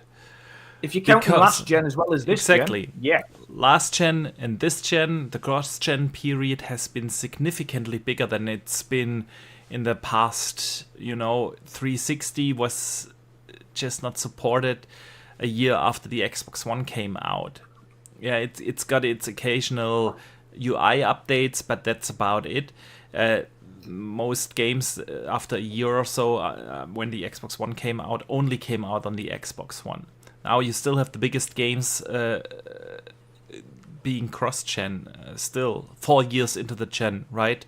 Your likes of your Fortnites and Warzones and stuff like that, all still being played on the last gen consoles, and even games like Call of Duty, right? That's the thing. It depends on how you count. You can also count in the cloud users. I don't think that's a huge number though, but technically cloud users are still console users because and they're PC users. And then it gets blurry. Exactly. What about the PC users? I mean, he specifically said console players and separated them from. And would you count PlayStation players? Sea of Thieves apparently sold more than 1 million already on PlayStation. Do you count those players in? Yeah. Because technically they are console players too. He didn't say Xbox consoles. That's why this whole the console what we know is that the series consoles are not selling as well as the Xbox One. Nope. We don't know the exact official numbers, but from all we've seen, the data and so on from the NPD and so on, they all suggest that the series consoles are lacking even behind the Xbox One. So technically what you have is you have the smallest Xbox install base that you've ever had with the series consoles. Yeah. not counting last gen consoles in that.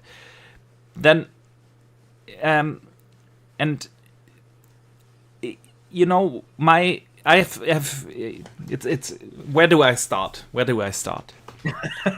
Yeah. Since we are on this subject, I see all the time people defending this. It's not about console sales. It's not about. There are two things in my mind that are fundamentally wrong with that statement. It is absolutely about console sales. For two reasons. The first is, it doesn't matter what product you have.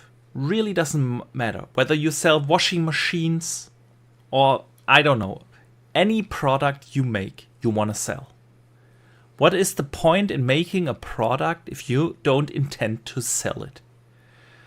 It is not a business decision to spend $1 billion plus for development cost of a console and then not sell it.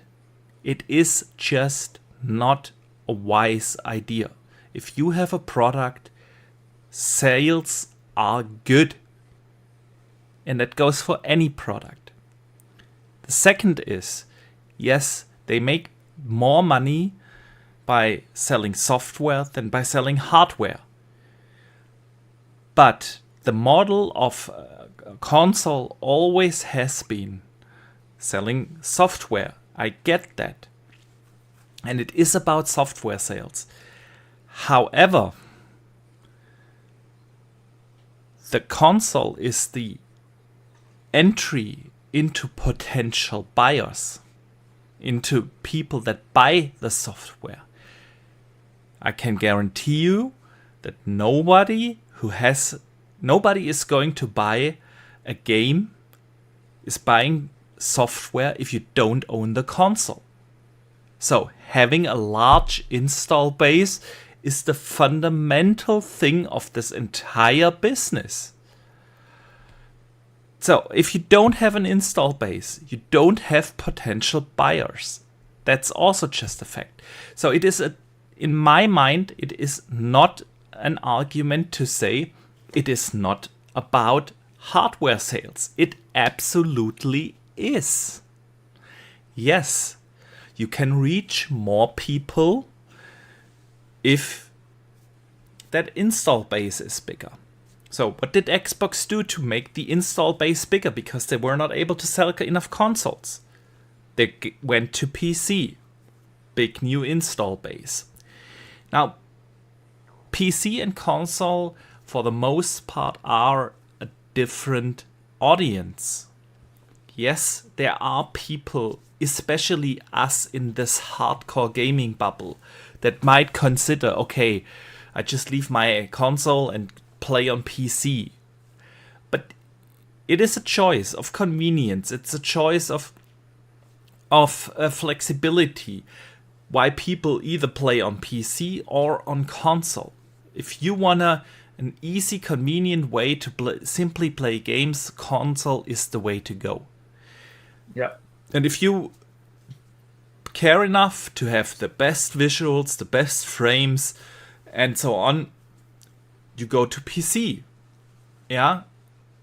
But it's not like in the biggest kind of gaming audience that they can't coexist. It's similar to Nintendo. Nintendo is also kind of doing their own thing, and they kind of coexist to PC and Xbox and PlayStation because they have this unique space. And yeah, if you want to play the latest third-party games, you're gonna get either an Xbox, a PlayStation, or a PC because you can't play it on Nintendo. They have this own unique space, and it's similar with PC. It's just a different audience that you find with console players. So now that being said, Xbox wanted to grow their install base.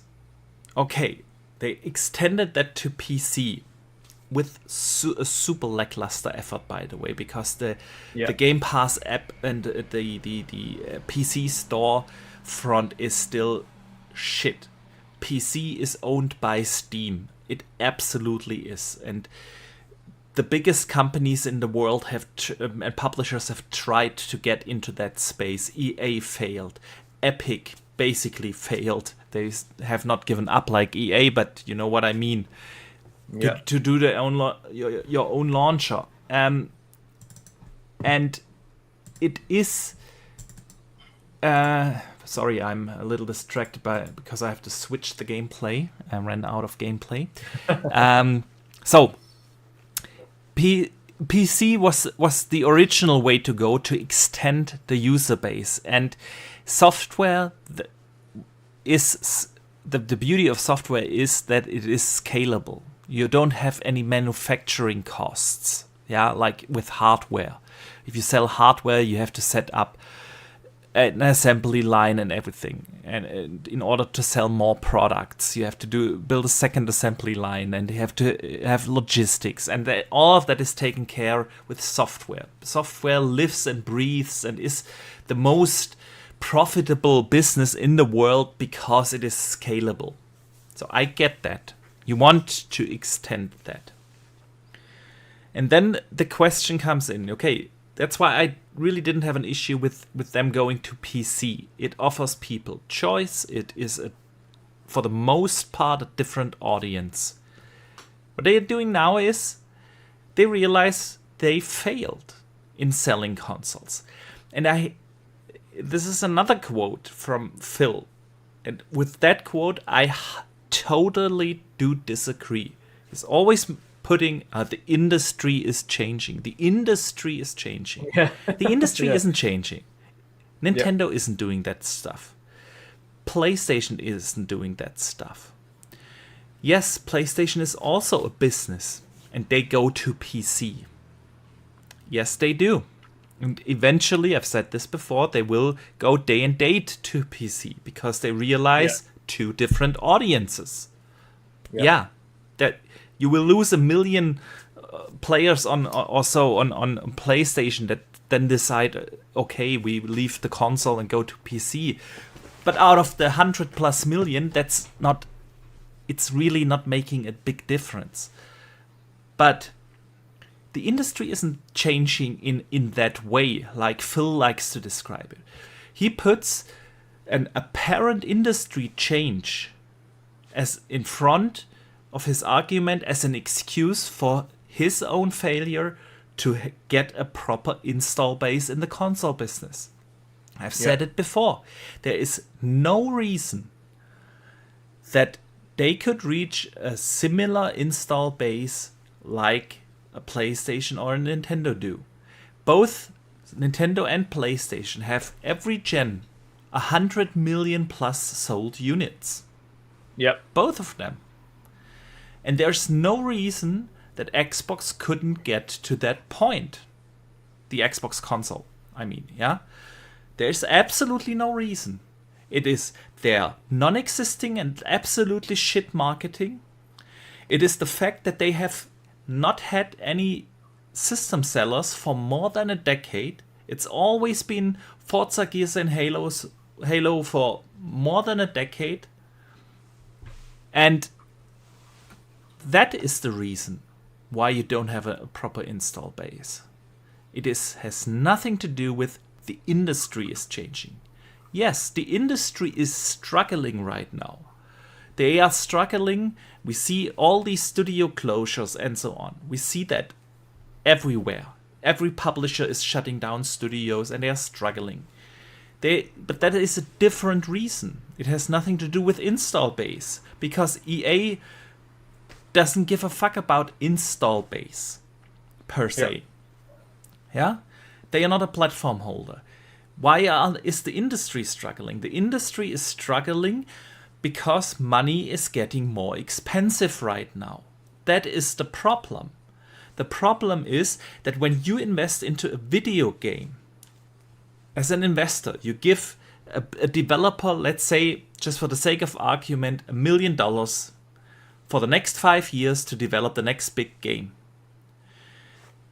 If you take that $1 million and invest it, for instance, in the stock market, and you make every year, let's say, 10% of interest, Yeah, you have like something like 1.6, 1.7 million dollars after 5 years. So what you want to make sure as a game developer is to make the same return of investment.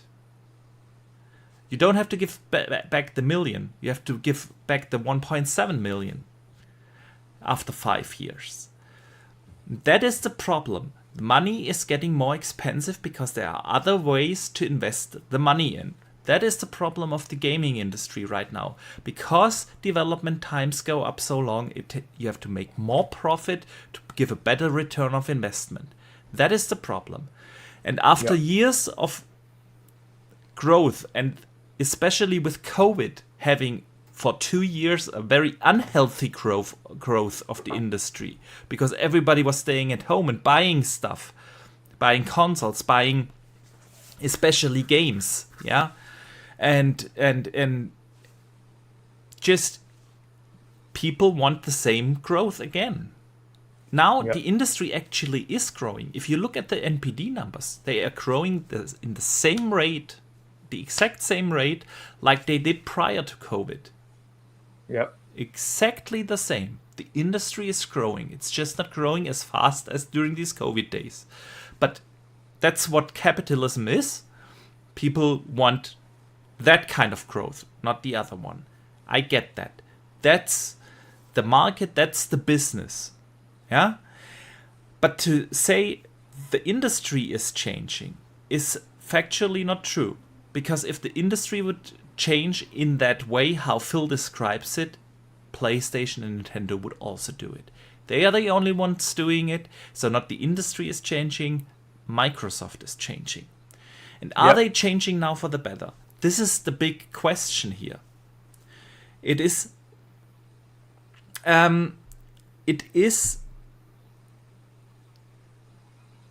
remains to be seen. Let me put it this way.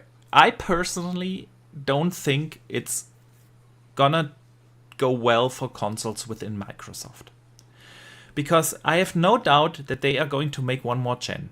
I have no doubt. They will see success with Indie. Indie is a perfect game for PlayStation. PlayStation is a brand that is owned by a lot of casuals. They know the name. It has this pop culture name. It looks good. It has all the things to be successful. Doom, also coming next year to PlayStation, day one actually, right? Gonna be a smash out hit. They're gonna sell more copies on or will find more players on PlayStation than they will on Xbox, even though it's an Xbox Game Pass day one title. So what is going to happen is exactly what you described, right? They're gonna bring out the next console, no doubt. But what's going to happen after that? Microsoft is a business-driven company. They didn't become the most valuable company in the world by just willy-nilly throwing out money. If the install base is going to decline further with next gen, how can Phil and the team justify that within Microsoft? They are not going to. Such as eventually going to pull the plug. Similar to Windows Phone. This is the Phone. thing, like they don't understand. It's the actions that they're taking now aren't going to affect this generation. Yeah, people already have bought their consoles. They have bought their consoles. We are 4 years into this gen. Yeah. We are 4 years into this gen. You have your install base, right? And now the question really is, what's going to happen next gen? Is Game Pass alone? Because that's the only difference now. If all those games come to PlayStation now, right? And there will be more. I would be surprised that if we wouldn't have a similar discussion anytime soon about, I don't know, a Starfield and a Hellblade and eventually with a Halo and a Forza. We will have the same discussion. If they bring those kind of games to PlayStation, what's the only difference in between the Xbox console and the PlayStation console? It's Game Pass. Is Game Pass enough? Is Game Pass enough that people will invest into into the ecosystem. There will be a few people like you do, yeah, that say, well, I'm just going to switch over to PC. Yep. Okay, fine. Of course, Xbox as a brand is going to be successful. They are now too big to fail. They are too big of a publisher to fail. With ABK and ZeniMax, Bethesda, and all the core Xbox studios, they are too big to fail. They will be successful as a publisher. But is the question is the console going to be still business-wise enough for them to invest into that console any further? What will happen with third-party publishers? You mentioned it. It's a big question. It's already an issue.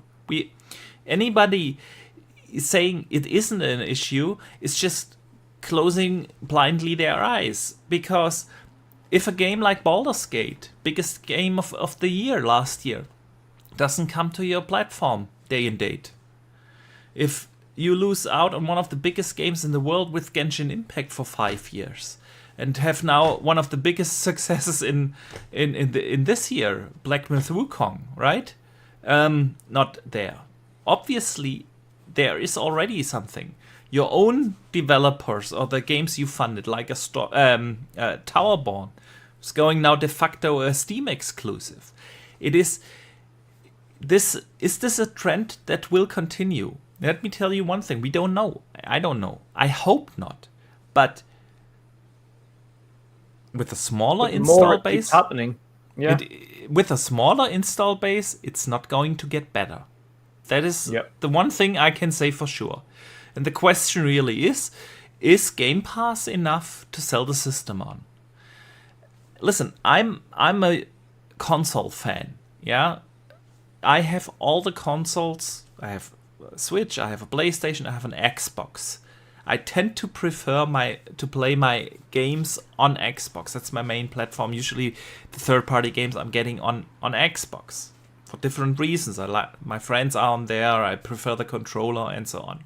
There's just, so where do I buy my third-party games next? If I'm not convinced, I'm gonna buy the next Xbox. I'm still, as long as I can, I'm going to hold off PC. PC is just not for me. Yeah. Also, different conversation. We can have that somewhere, and it's probably also a good one. But so, what is going to happen? I have no reason to believe that this strategy is going to help the console space. Is it going to help Microsoft to make more money short term? Absolutely. Yep. Absolutely. Of course. Yeah, again, of course software is scalable. Yeah, just release it on PlayStation and bam. Yeah, make a shitload of money. Sea of Thieves sold 1 million copies at $40, right? So, taking development cost out and the cut they have to give to Sony, they made another 30 million net. Bam. Of course. But a long-term growth is, yes, invest properly in PC. Invest in that. Yeah? Yep. Invest in your console. Start a marketing department. Aaron Greenberg isn't a marketing department. That's one guy that is running around at Gamescom and so on. Actually give them a budget. Don't give them a budget. We've heard from the That's what I mean. Guys themselves that they're significantly underfunded. Exactly. Let people know about the good product you have, about the good games that are coming, about what Game Pass actually is.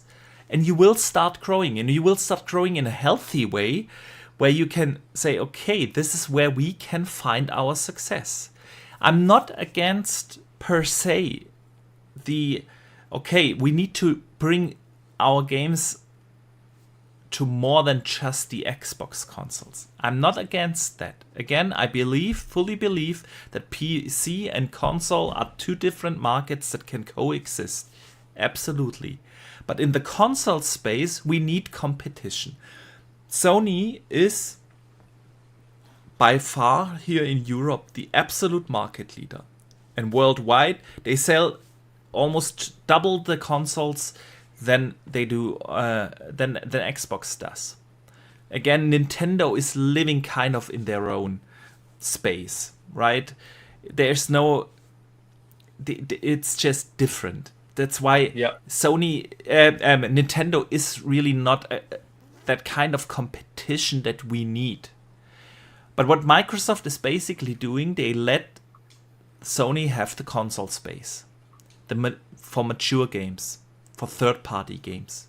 There's no chance you can play a Dragon Age, for instance, one of the most anticipated games of this year, right? A Star Wars Outlaws, an Assassin's Creed on the Switch. You can't. If you want to play those kind of games, you have to get something else than the Switch. That's why it's a different market. And what it feels to me like is that Microsoft is leaving that space now to Sony. Yeah. And I don't want that. And every PlayStation fan should also not want that, because competition is key. And you get the competition not through third-party games, because PlayStation and Xbox are basically the same console. Hardware-wise, we've seen that the games, they all look and run the same. Yes, in this game you have a pixel more here, and in this game you have a frame more there, but it's the same hardware. It's the exact same hardware. Yeah, and you can talk about controller preferences and stuff, but at the end, Xbox and PlayStation are the same. The differentiator is the software that you get. Unique games, this is the whole thing what Nintendo built. And they are making the biggest profit, by the way. The profit margin of Nintendo is insanely high. Yeah, their return of investment absolutely nuts. And so this is where Xbox is now leaving the space. It feels like they are leaving the space to Sony, and I've no doubt that Sony is going to continue to make console, because for them it's even more fundamental in their business. Yeah, they are not going in a direction where they only intend to be a publisher. Yeah, and one last thing, Dutch, I also see a lot of people argue, well, just look at Gen Z and what they are playing, and they are playing on tablets and they don't care for consoles and so on. I understand that the younger generation grew up with different ways to experience games. My kids are playing Minecraft mostly on the tablet, not on the console. I get that. Yeah. I do understand that. There's still big market, and those gamers also grow up and they want to play mature games, and they want at some point also play not with a touch screen, which is simply the worst input you can have for a game, right? They want to play the next GTA. They want to eventually play an Assassin's Creed and a FIFA and name it, and a Call of Duty. And you do that on PC or you do that on console. So this whole Gen Z argument, yes, it is different. And yes, you have to find ways to bring those people into PC or console.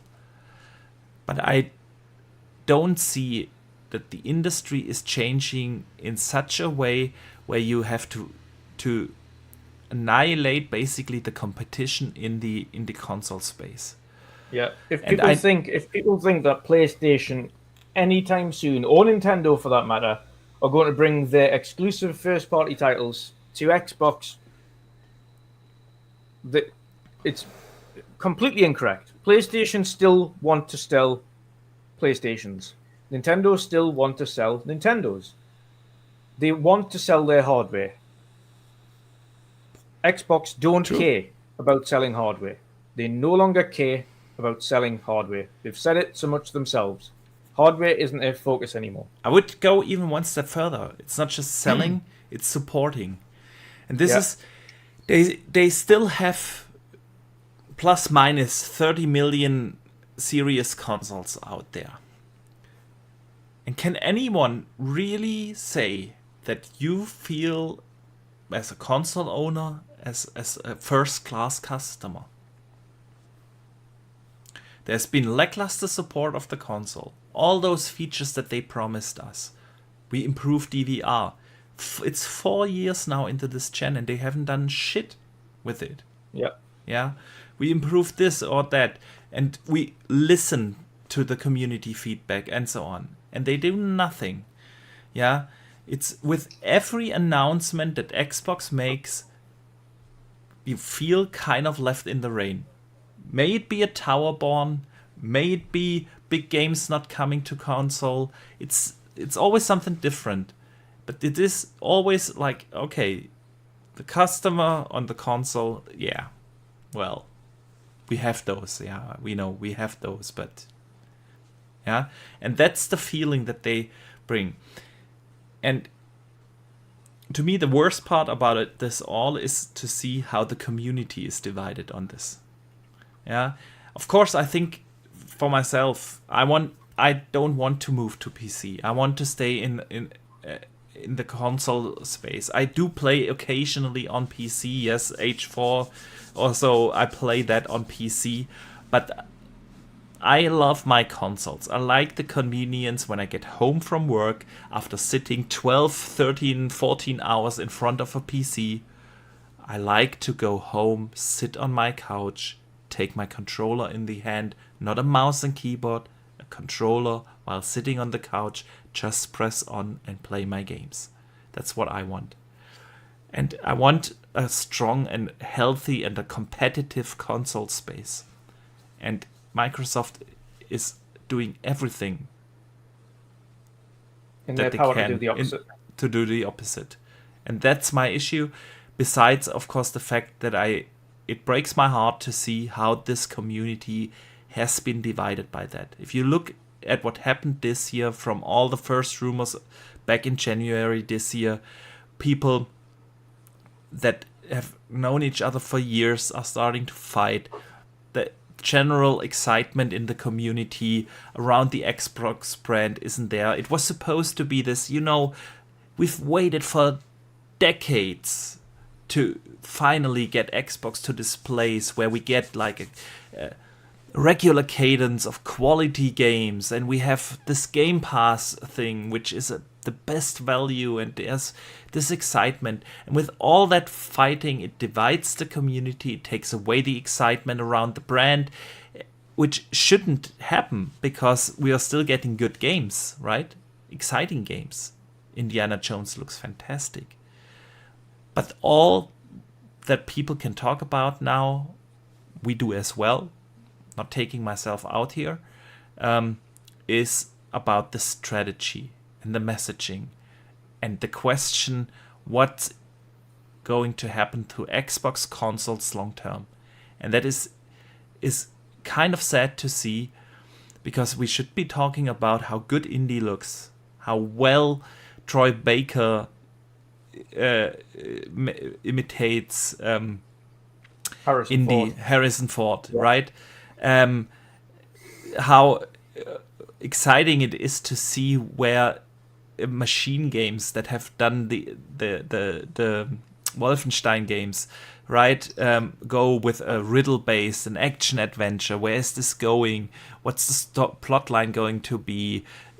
This should be the stuff we talk about, but all we think about is, unfortunately, and that is due to Xbox, what's going to happen? How do you feel about it? Then there are people defending this and saying, well, who cares if other players get to play the game? Who cares? Microsoft is going to make more money. Who cares? Yeah, who cares? I'm not a shareholder of Microsoft.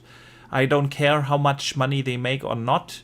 I want good games. We are getting the good games. But I'm at the same time seeing this topic sucking out the excitement out of gaming in the community. and I see people fighting each other, and I see this whole thing as a problem. And at the same time, I do have my own feelings. I don't want the console space to go away, but I can't really say if Microsoft is going to invest any further in it. Yes, there will be one more next gen, no doubt about that. But what is going to happen after that? I don't know. I don't know anymore. Not as long as the corporate suits from Microsoft are making the shots, because they are going to simply look at the hard numbers. We don't have a proper install base. We're making way more money if we just go full publish everything on PlayStation. We're going to still sell the same software, and we can cut out this whole expensive thing of making hardware and being a platform holder. Eventually, if console sales are not increasing significantly, that's what's going to happen, and I don't like that. I don't want that. So I've been rambling on for way too long. But it's true, though. I think people don't understand that. You can say, yeah, you're going to get great games. Well, you are going to get great games, but if there isn't a platform left because the platform isn't selling, then you'll not be playing those great games on a platform anymore. You'll have to switch platforms, because Microsoft simply will not invest in the hardware if the hardware isn't selling anymore. So Microsoft can say to their heart's content, or Phil Spencer can say to his heart's content right now that the hardware isn't going anywhere.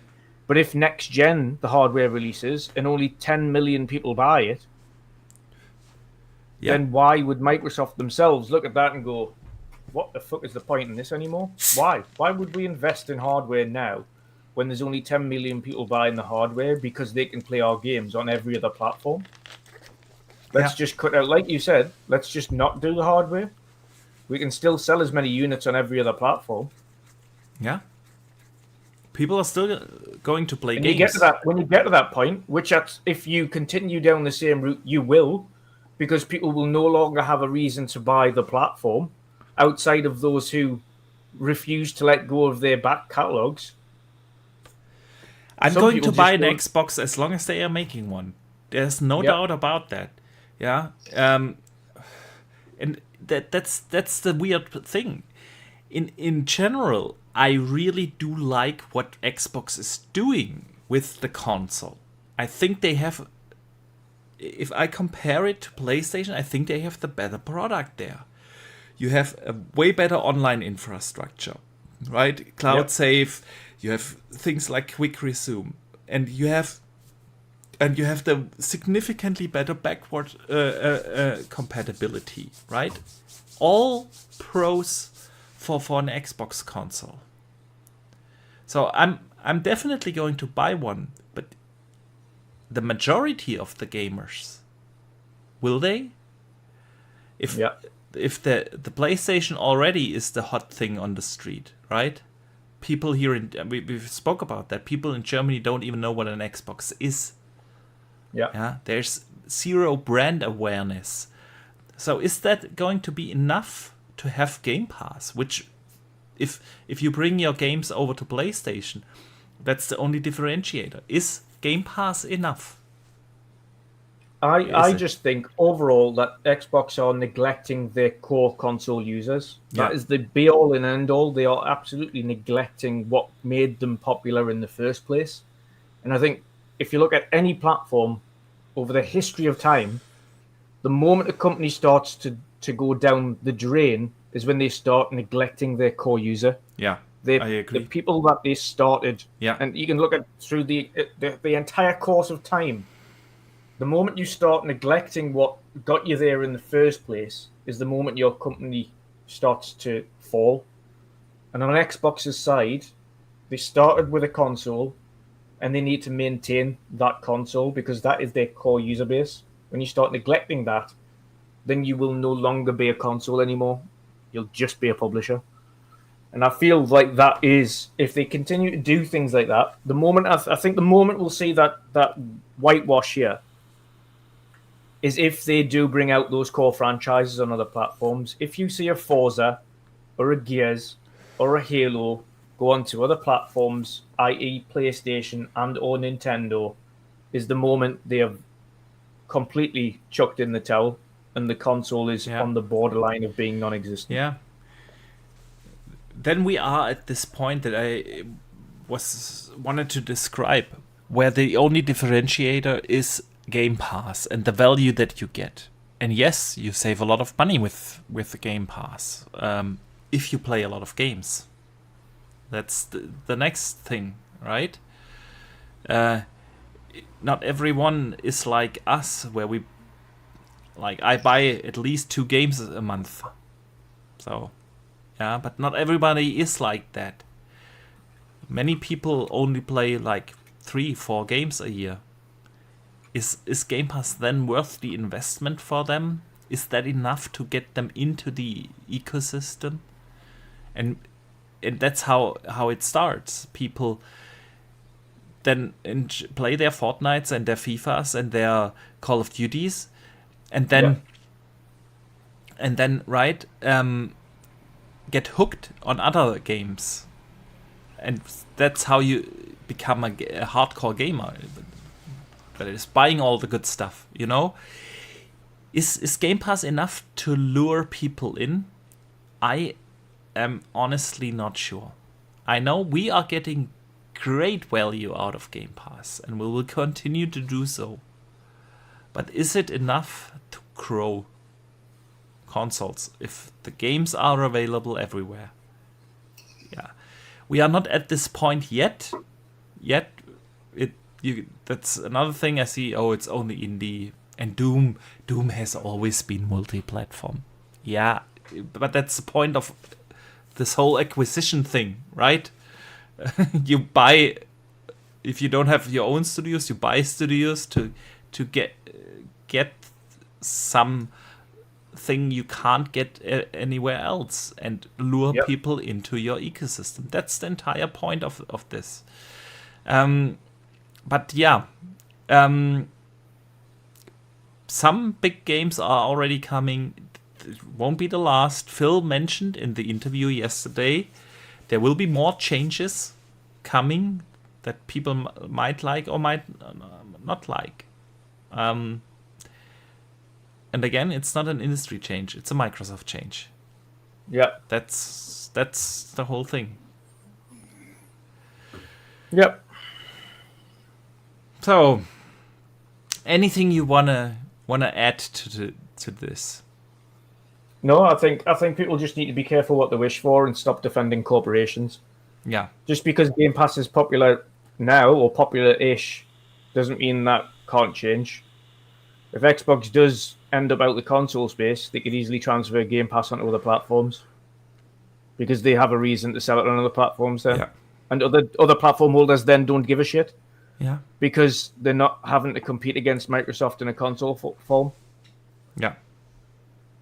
So then you can go, okay, let me put your subscription on your platform. Sweet, no problem, because I don't care. You don't no longer have a platform. Yeah. Right now, the only reason they don't put Game Pass on PlayStation is because Xbox still has a physical platform. That's the only reason. Yeah. It's the only reason. Because they do currently still have a competing platform. Yeah. But the more they neglect the console user base, and I mean not getting games on their day one that other platforms get day one, like Black Myth, like the other game that was super popular last year that still isn't there, or it took ages to come over to the platform. Then you've got things like Towerborn happening where it's Steam exclusive, de facto exclusive until next year. And then you've got delays of games, and then games going onto other platforms only 2 months afterwards, or even day and date. Yeah. And the moment you start putting your big staple IPs over to the other platforms is the moment you're handing in the towel. Because as much as you think Game Pass is a big thing for people right now, if it's on their actual de facto preferred platform day one, they don't give a shit about Game Pass anymore. They'd rather just play it on their favorite platform. Yeah. As much as you think $70 versus $17.99 is a thing that is bothering people, it doesn't, because the vast majority of people don't play that many games every month or every year. Yeah. The vast majority of console users play 5 or 6 games a year. Yeah. If that. Yeah. That is the fact. Yeah. And again, it's even worse than that. That the fact that we are uncertain about the future.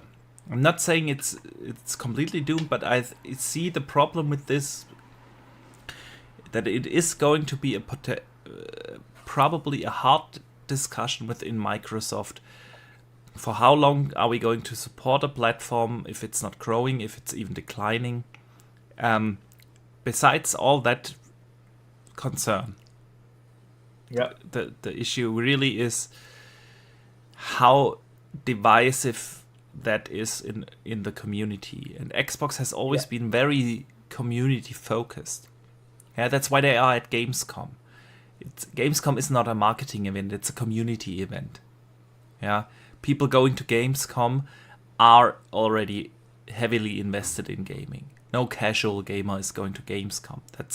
That's for gaming fans, and for them it's a great service.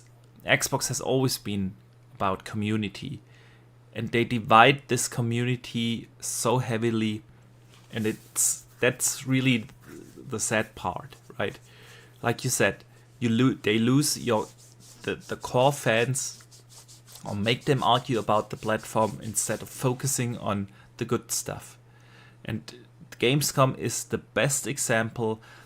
They are the only platform holder being there, right?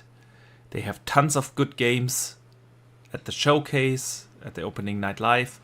They have even more games in their Xbox booth, and all that is talked about, all the media is talking about not how good About looks. They are talking about Xbox strategy and bringing indie to PlayStation. And it's all on them, and it has nothing to do, again, with the industry. It was their decision to stand on the big stage and announce it out of the mouth of Jeff Keighley. And that is just beyond me. But Dutch, let us move on. Or probably we're gonna stay on this topic because our community questions this week all are around this topic. But I definitely want to get to those community questions.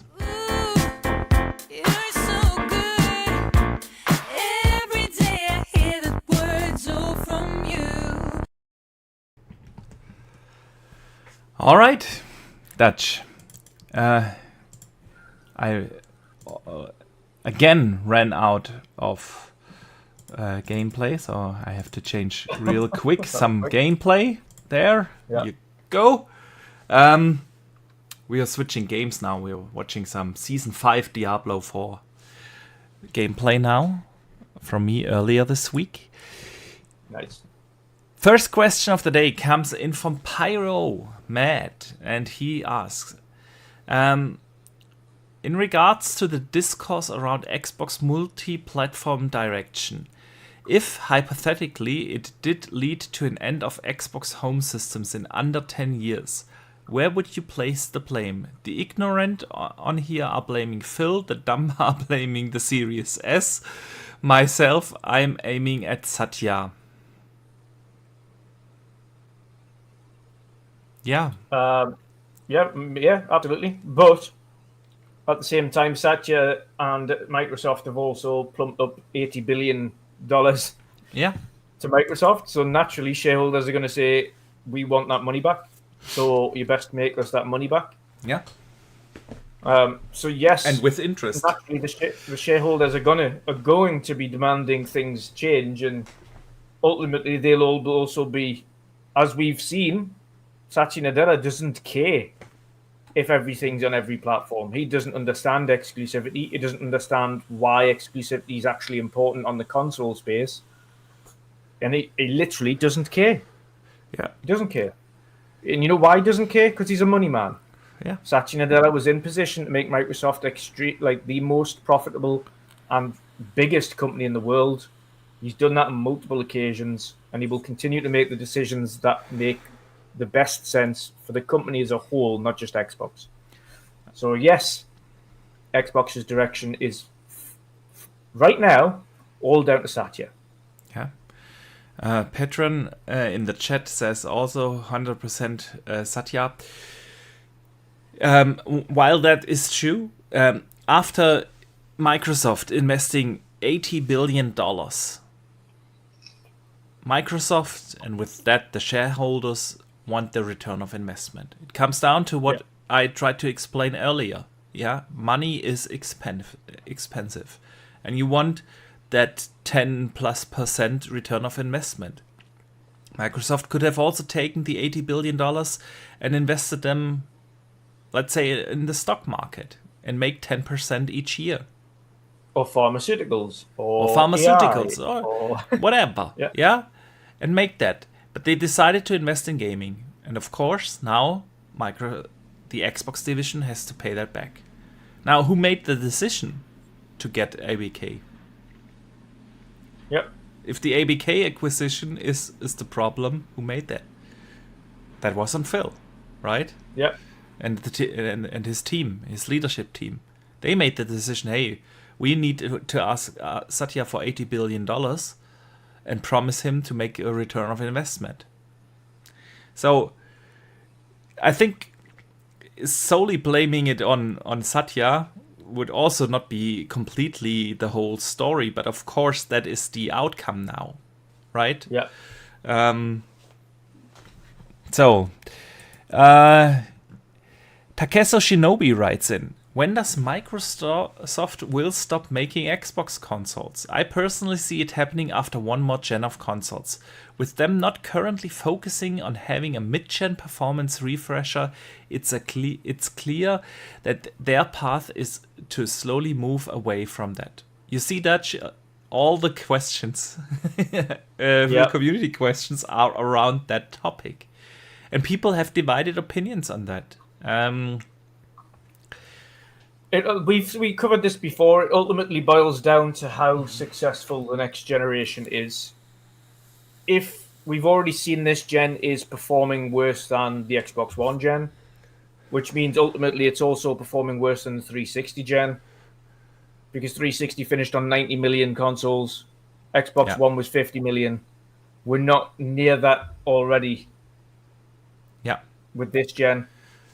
It's not performing as well. And if it continues that downward trend on the hardware slope, it's only a matter of time until they don't make hardware. It's not a case of whether or not we want it that way. The trend is downwards. Microsoft will only continue to invest in hardware up to a certain point, and then they'll just not. So, gen, maybe it's 2 gens.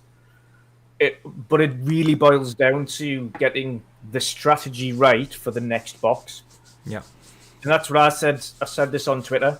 Right now, I don't have a reason to invest in the next box. Right now. As it stands right now, there is not a reason for me to invest in the next box.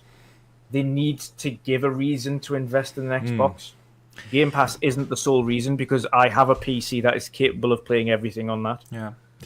So I've said months ago, you need a reason. You need a reason, and it's not just like for Boxy. For you, mainly the reason is not just I like having the console. It's the convenience factor. It's the plug and play factor. It's being able to come in and turn it on, and that's on a big screen. I don't have to sit on a desk and play on a computer.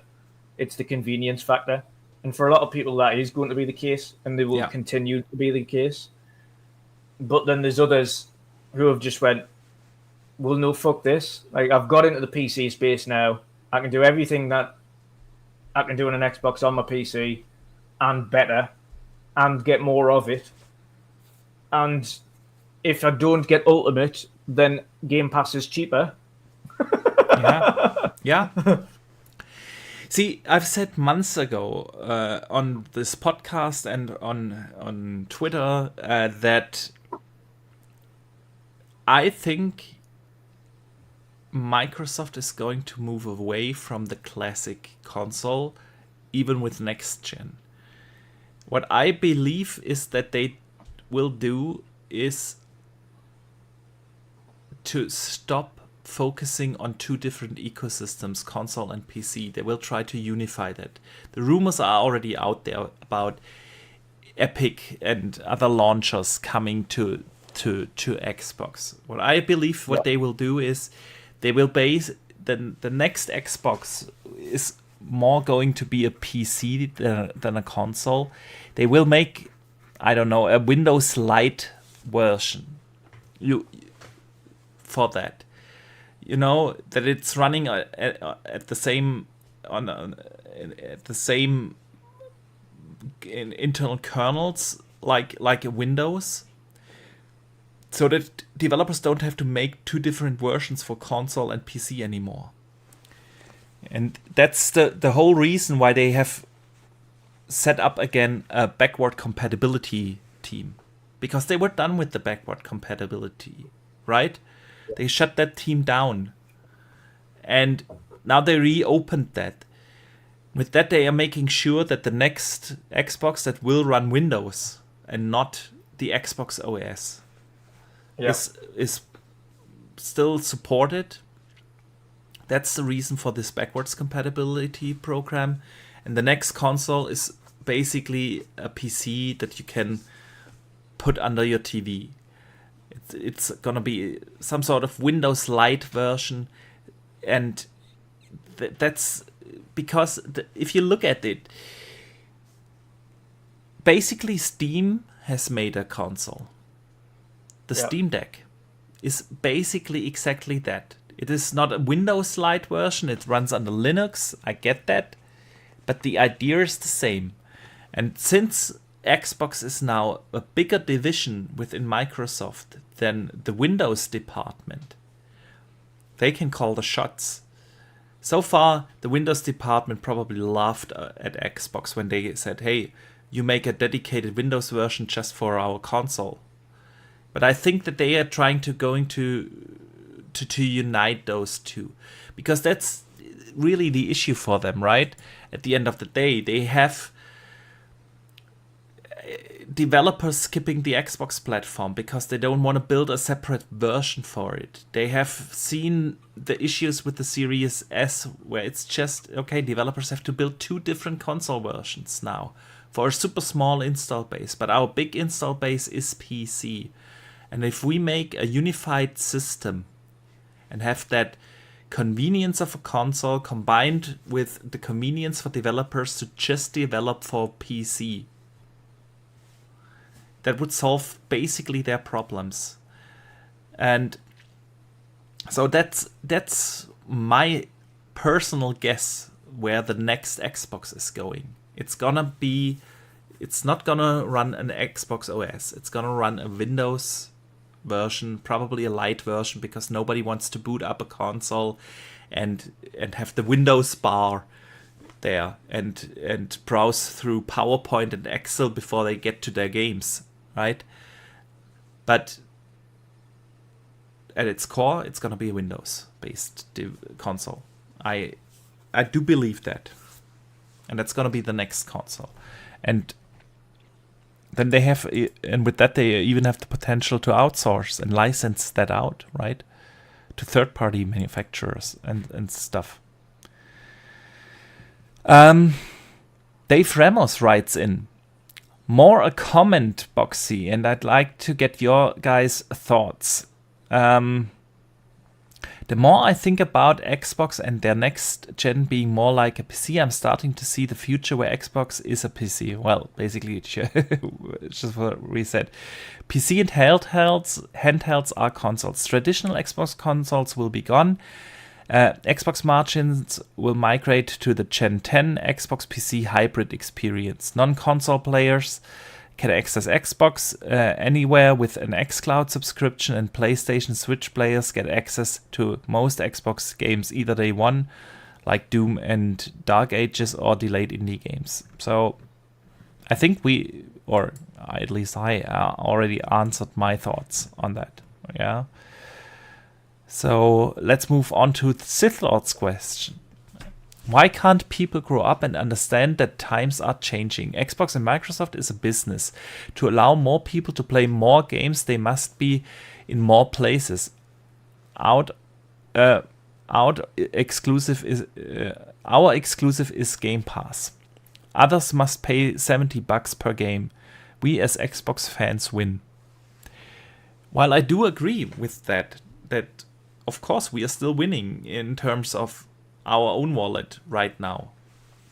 The question remains, how long is Xbox going to stay in there? Because we have not won anything if they are going to leave the console space.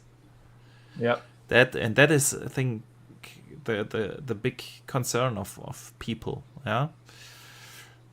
At least that's my concern. Yeah. Can't speak for everyone.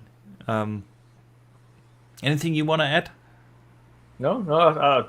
I think we've covered that, and I think that's still the concern. Yeah, it's about whether or not the console is successful next gen, and they have to have a reason for it to be successful.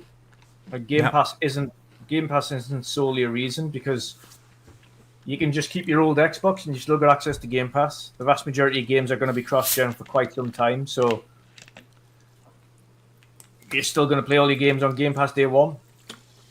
And on your current console, you still need to give a reason to invest in the next one. Yeah. And not just us, the casuals. That's the thing, right?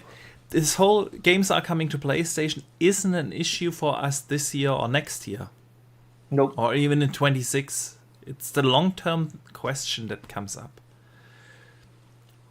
Right now, of course, Xbox Game Pass, best value in gaming, no doubt. No doubt.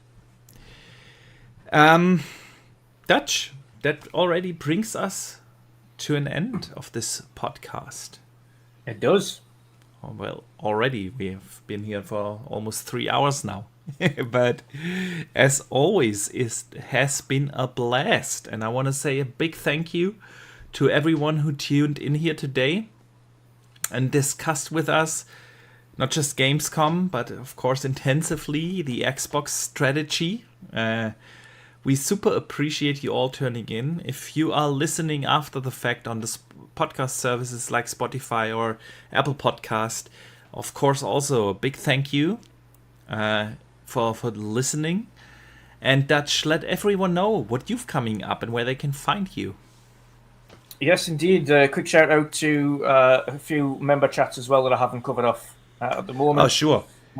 Dazarus rejoining as an Xbox as a midweek mix-up recruit, and Dave Ramos for 20 months said cheers to Gamescom and Gamescom memories.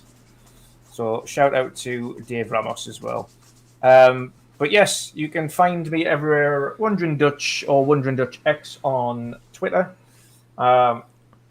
And yeah, I think this weekend I'll be streaming some Red Dead Redemption 2 because I'll be jumping into that for technically the first time since it launched, and I only played like 3 hours of it.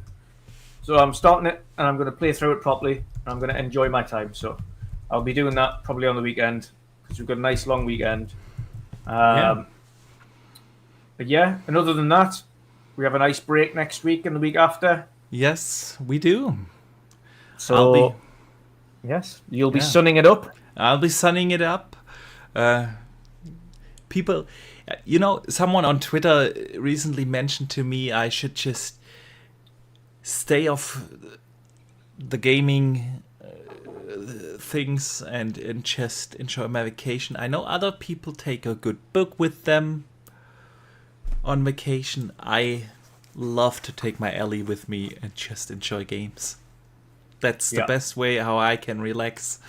And so that's what I'm going to do. We're going to Italy for 2 weeks, 12 days actually. But that means, like you said, we're going to not miss next week's and the week after podcast. But we will be back in September then. Yeah. Freshly rested. You also had your vacation then. Yeah. And then we're gonna, September 5th, we will be back. Hopefully. And we're gonna have an awesome show then. Until then, guys, I want to say again a big thank you for tuning in, for engaging with us in the chat and sharing your thoughts. We super appreciate that. Enjoy some games, and we see you in 2 weeks and don't forget to game on.